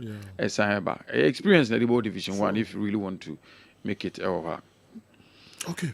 A lot of comments. A lot of comments. And when we now can we beat bit my refugee, ultima pamatade na show. Kama do ni mu no ajedi. So be saying na Lagos City's owner no any losing interest for ball, no, it is not true. It is not true. The interest of ball bar but men they do a say. What's that? No, a business. Somebody business. You know, the businesses he was running now bought to support the club. No? You know, it took a different turn altogether. Why were you close or why were you follow behind you win him sad way? On my premiership near F. Oh, internet me bomb pie man. Internet me bomb pie. When he didn't even know me, but me admire so much. Look at so much Europa Premier League. Look at excitement to the Belmont. Tell me bomb pies in a Juma be or the support to born. Jonah Juman and Kososa. So no, Nanka omnusa vibes no and Kososa. But you know, business person there to be able to diversify now or done and Nico by two friend no man. But so losing interest in football, it is not true. Me now who do one-on-one discussions about football. You need losing interest or football. Losing interest of football. No. I see. I do, baby. So I really, yes, that's where the issue is. What I say, it's pure on finances. And Lagos City's wife in the year, they've been struggling. Maybe 3 or 4 seasons. That's 3 seasons. Oh no. On bus on Bura Nuna, a TV. Sometimes you have bus and cars are probably big buses name. What kind of cars? Range over name, no man. Oh no. Okay, Lagos City is bad. And for 3-4 seasons, called Division 1. They've been struggling. And the irony of the whole thing is, internet the Bremis were putting up for sale, no, because he says Lagos City is no a wow star. Oh, that's what I saw in the news. Okay. So I'm who news no say it's up for sale. Oh no, because you know Lagos City is no a wow star so okay. Yeah. And so now called Division 1 now, I saw called back to root. Zone of Fibai. This was called Zone 1. Okay. What I say? Okay. In normal running team in the course and that team is Zone 1. Okay. I see. What I say? Yeah. Now comes into it. Well, over division. Well, over team, no. Sebasa, send me Techima Krubit Matana. What's that? I said Zone 1. Zone 1. And yeah, but Techima, yeah, but they say no. I think say. Especially that particular zone, I think it's divided into 2. Divided into 2. But certain we are now divided into. I'm sure say any part of Zone 1, any illegalities, you know, how it's all moving. But the bottom line is that it's all about Zone 1. It's all about Zone 1 to play because about affected teams no more Zone 3, you know. So Castle or more airball. Okay. General, it's very sad. Lagos cities are in this condition, but it's football. And there is time for everything. Hawaii United has also played in the league before. Liberty. As well as Liberty Professionals. Yes. Liberty Professionals. And also, I don't know, if it's Spain Boga, the bad boy, on the way, and so a brain. Spain Boga, a bad boy. Yeah. I'm very good boy. Any commentaries, yeah, they be brave, but on Koda. Or kwa no be the count. No be account. Oh, so the old driver, Nanka. The background to carry around, no, but on the cover passing. Say difference, woman, but what do you actually do? The canante. Oh, no, about 2 more Kessben, no more commentary. No, never back at the corner. Springboard was the same. There could be any or the local.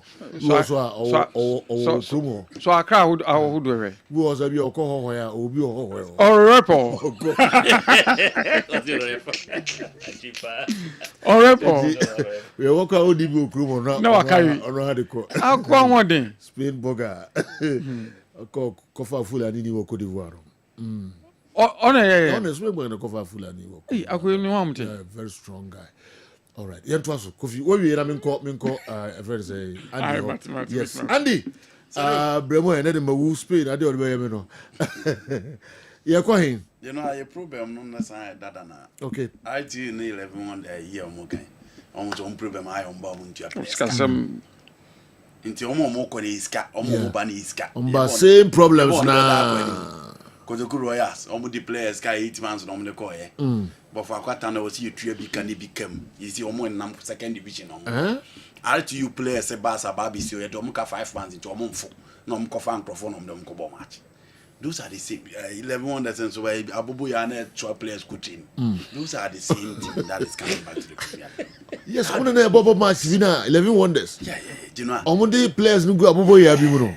Oh my God. The players can brought 10 months, no one care. Almost a prayer sababu. Same problems. Almost a management, you know. Now I did one training young couple matches. Give me the Zebo for or sign by the same phenomenon. For comedy, self-inflicted though. Yeah. When they came to pay, they do very well. I feel the coach now. Coach was saying, "I don't know my way movie." Oh, Bobo winning. From some Bobo winning, we say, "I don't know my way movie." I don't play with some movie. No winning match is my one. So the Lagos friends saying, "Be any gold stars." We are Odiomodu. They put the idea. Okay, and the uncle. It is a joke. The progress of our league, you know, never be in a man catching. And so far, it's all blast. At least so raw blast. I want more than my pint or more the finances to support the club. But other teams, you almost pay more being a science cassette. No, they need an individual first of all with their will, no, and two with their resources. No. What blast Ato has the money. Oh no, hand or they support the team, no.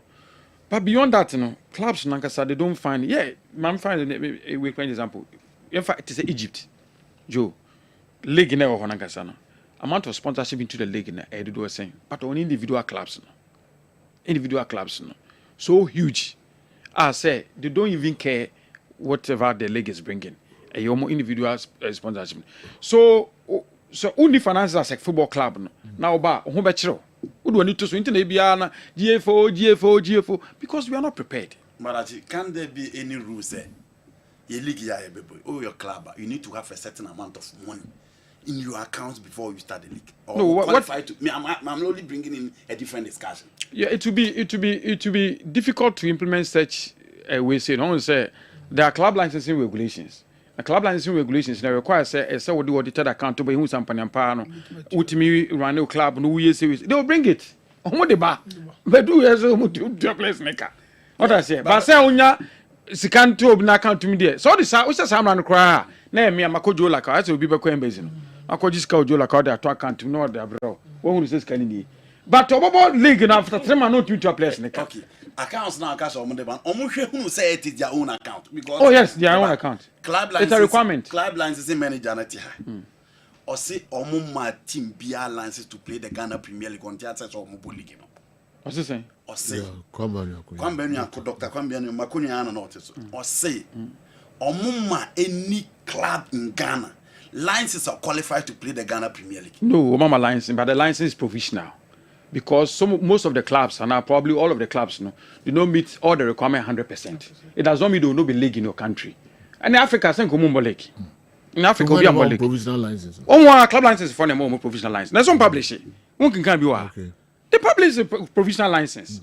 And then over the ball league. As I said, I'm driving. Now I apply for license. They are more provisional driver's license. It enables you to drive, but you need to meet certain requirement. Those requirements, the very difficult. Because implementing, probably you get 1 or 2 clubs, 2 clubs into more league money.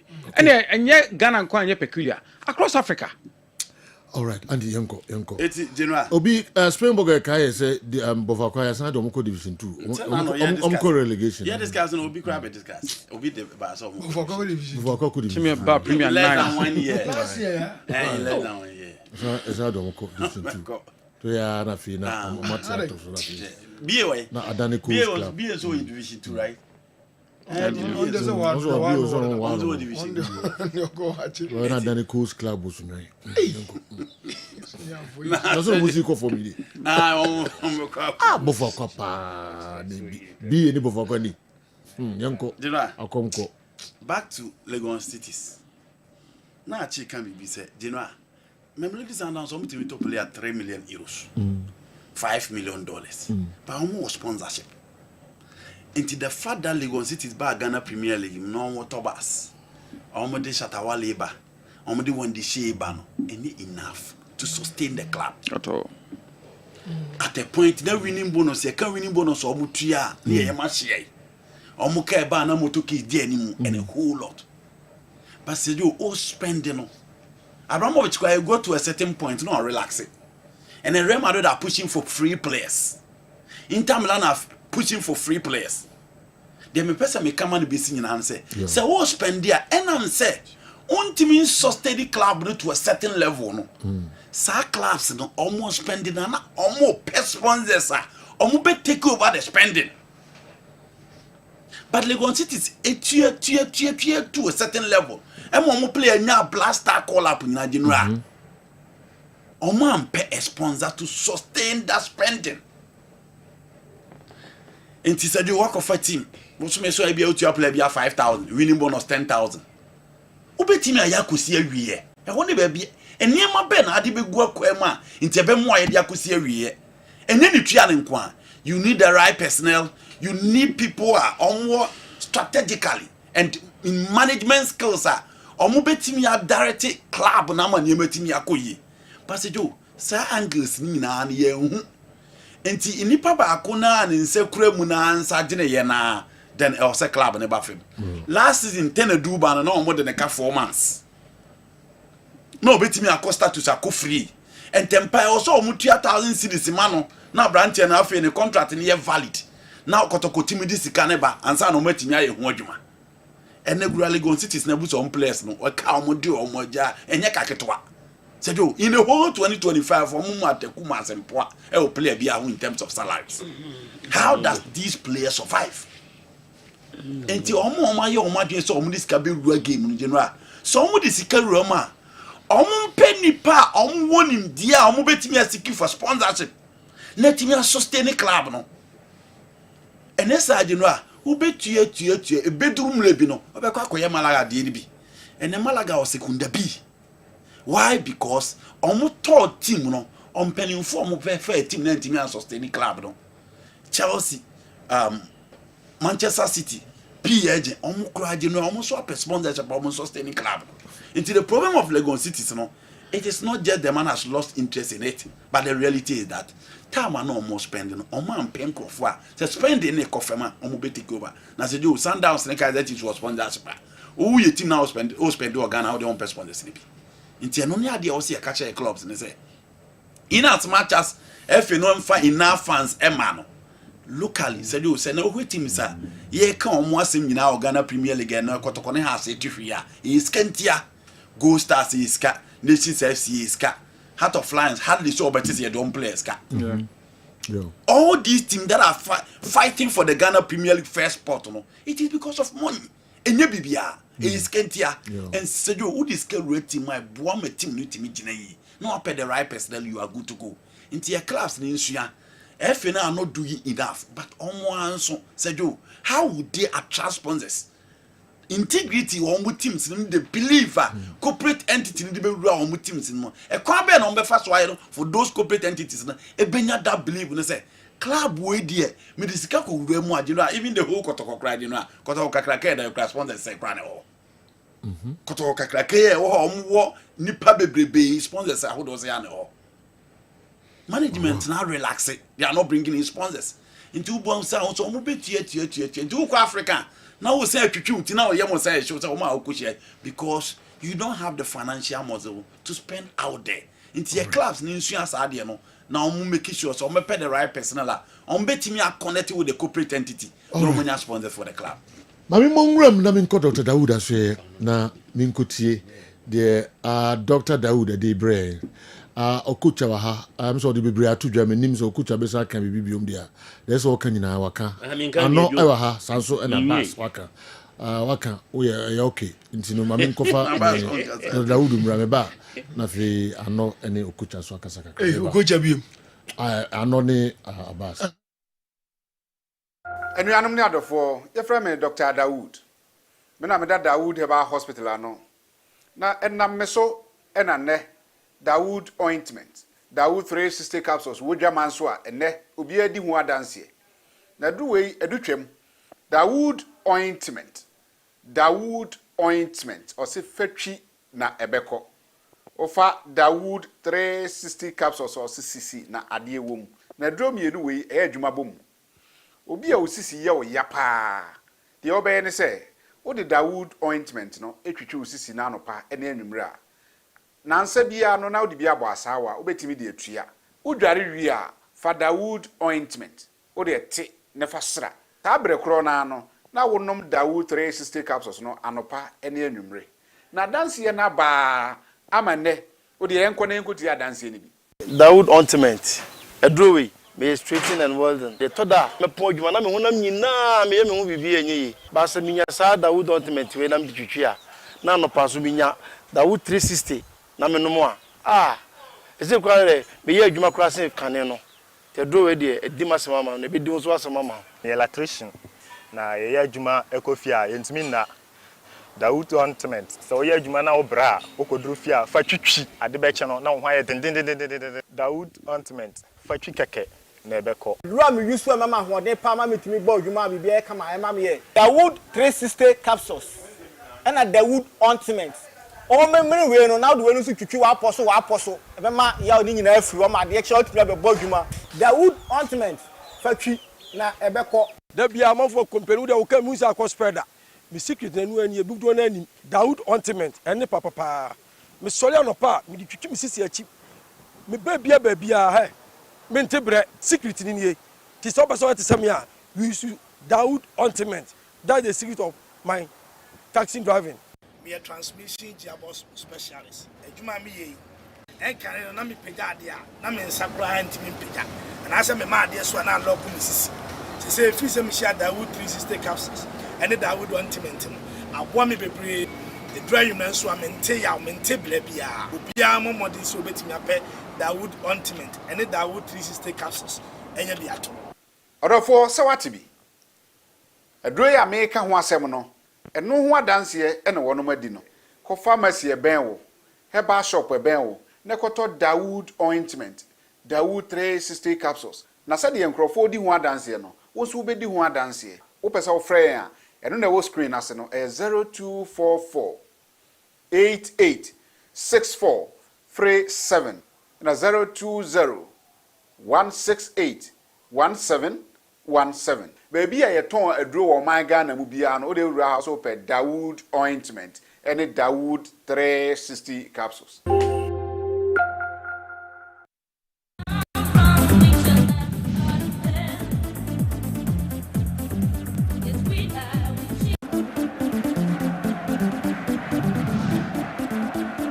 Omunyina kwa babiom emra midfield action no so na simabe enkro ati yede meba wiye why na edi nkan ba ano wa ha kucha so so wie odi no aha menwa wie dey na dey so na only ano dey side kro no ba say e mienu na nam 2 in 1 against Abbas na mo sisi Abbas ye Abbas go mama a minute Abbas go po nkeni kwa sen ko kasa na Sunday mo de we Friday de jo oh jam you say that ya se bu aka obi tika mu o so only has to 5 points we dey tie o mutimi me go lose o bibia ni jo nya de be lose jo me se nya de be lose game ni de nya de be lose keda second na mko bo no omo mbeto su mienu ene mi enza mo na ko bo no ba bia ni so just nations afa na kotoko na aka tre match no lose 2 points when beto league no egofu so mo nation fo yi mu nyina so mu omo ba kotoko adwuma no mo ko na se se bo wo che ne ba nam wi a kwadu no de kire no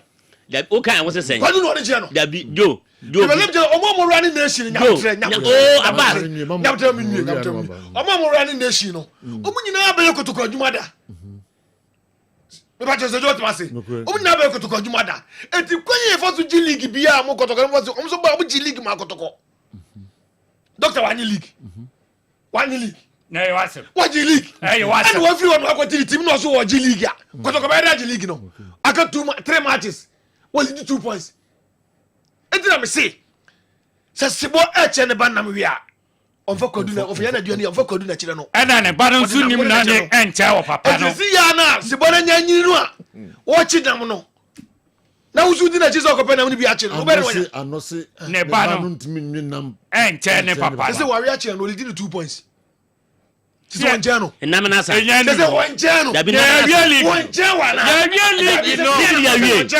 wi league no big Joe Samu de na Joe Endra nyame ncha de Asante Regional Circles Council chairman Alexander Manu oni executives omobo anan ko Kumasi Mayor Zuba eko danase esan ka say bimra bim because Zuba no watu na num tuo say we kotokoni ezo otu enya de a ye ka say ye nkoda nase obechem bibia na nano on my players no 5,000 okay nano na ye boy match na share 4-1 on my players no o making it clear say for players alone na nyame ya dom na say ye ko babia ni ba wodina ni so behwe technical side ho enti ono so aka say obepe basis amai ama onu atuna ka ni mu bi ni da firi akoba bia ni enti Sunday die ba bia ni die Joe eye zigrigi zagrege ebo fa dade fa some match no e na be kire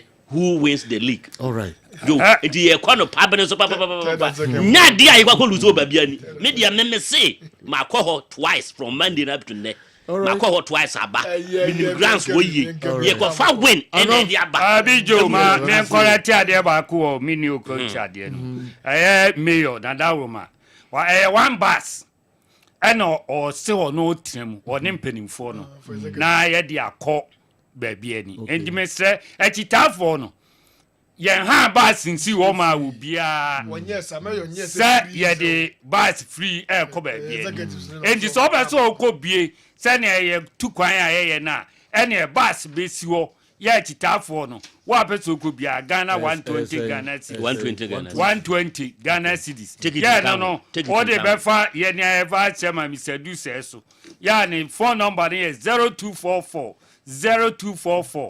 549198 0244 549198 na who number of people are moving to me akọ sabe biani no ya ba si akọ de ko paint ba biani all red na ni amanfo osusu ne ni omodwe ni nyina no e ka wo mu ati because ball ne de ye ni enim league ne de ye ni ya pre league ni nyina ye ni enim je e de enim kwan so a ye be fa so e be je e di kwan bia so no empedinfo no so ye be ko ye de awon den ye enim de ni e bibia e be ko akọ support team no se ni e be ya kwan bia so no league no ye beje because ye oba ko so she fridge mu ye FA Cup finance and also ye wo she fridge mu e die ni anum we ni abati de omo nkobi ye ni e kwa omo behwe bi ano e be dasi nti omo bompa ye ma se be kwa Africa na omo behwe bi ye can say house of folk and say every season be e be start season and management and the board share the board attorneys afre NCC ne we share so there be antna mo yare china ye share anapa commercial center 10 o'clock ye ba hobi regional chairman and executive back e be kan ba be kan NCC ne no makusia ne we way for the club da bia me kase se wodi domonim na pese wodi anim no ye kase a hwe odom yie wan hwe odom yie a ukwe ketwa hwe odom yie abel kase ti ana me nimpa nivo hia am ga chom say ye be start league na mumie hu club ni vision anya say wo beti na technical team abeka say me avoid relegation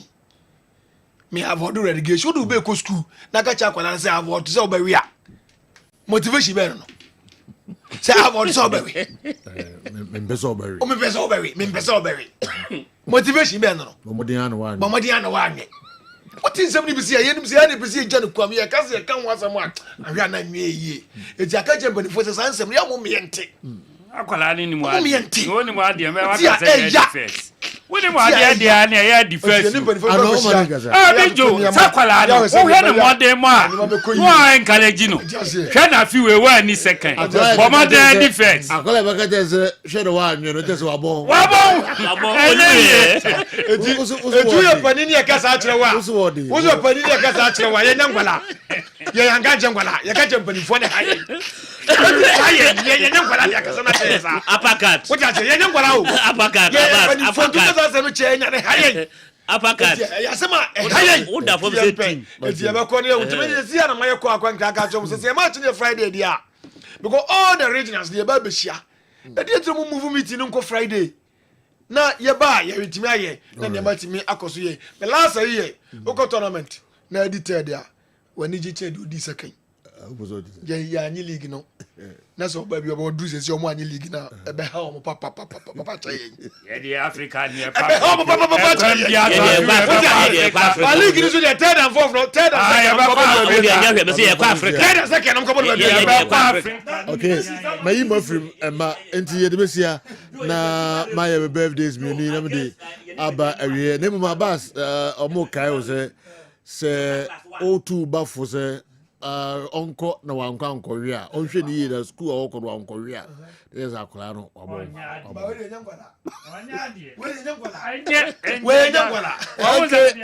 ene Bridget birthday Bridget Osei amani ampon UK na wo ene birthday Bridget Osei amani ampon UK may wish you happy birthday we a special one I free Seth Osei okay on price to Government Hospital Seth as me wish Bridget happy birthday Sanso ana ene Leroy Ankama AJ Sikapa Leroy Ankama AJ Sikapa aka New Mission our student and our school Asantewa Kunadu Academy our Ampame KG1 and a branch na we a special one if we ne papa Sikapa Methodist Hospital na ne mame na fe ne nua ketwa omina so we show happy birthday